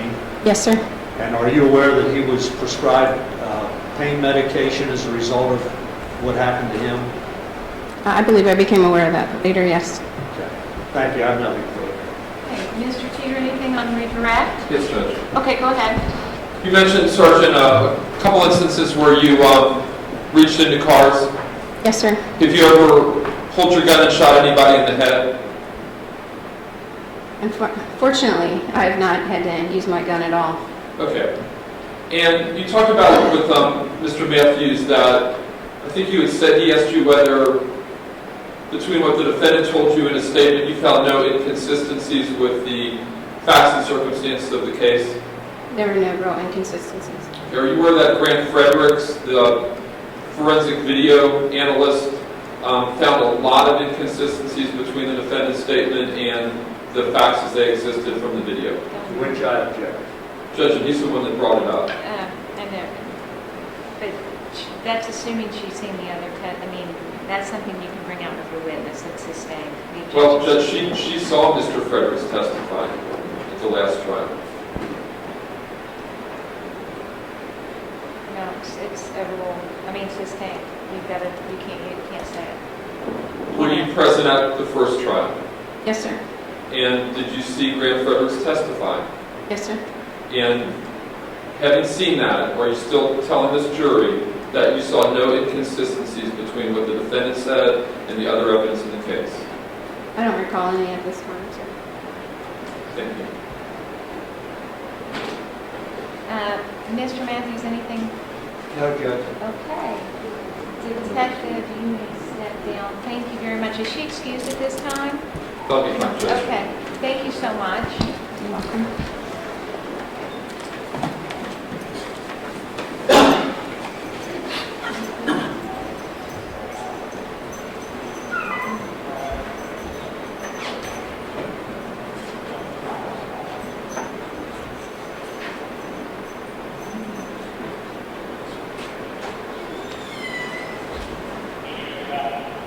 Anything else, Mr. Teeger? Anybody Judge, else? I think that it's We're just right around perfect. our You stopping guys are, point. you are doing a great job with remaining I'd on like to take time. credit for that, Judge. Okay, it's all Mr. Teeger and Mr. Gregory.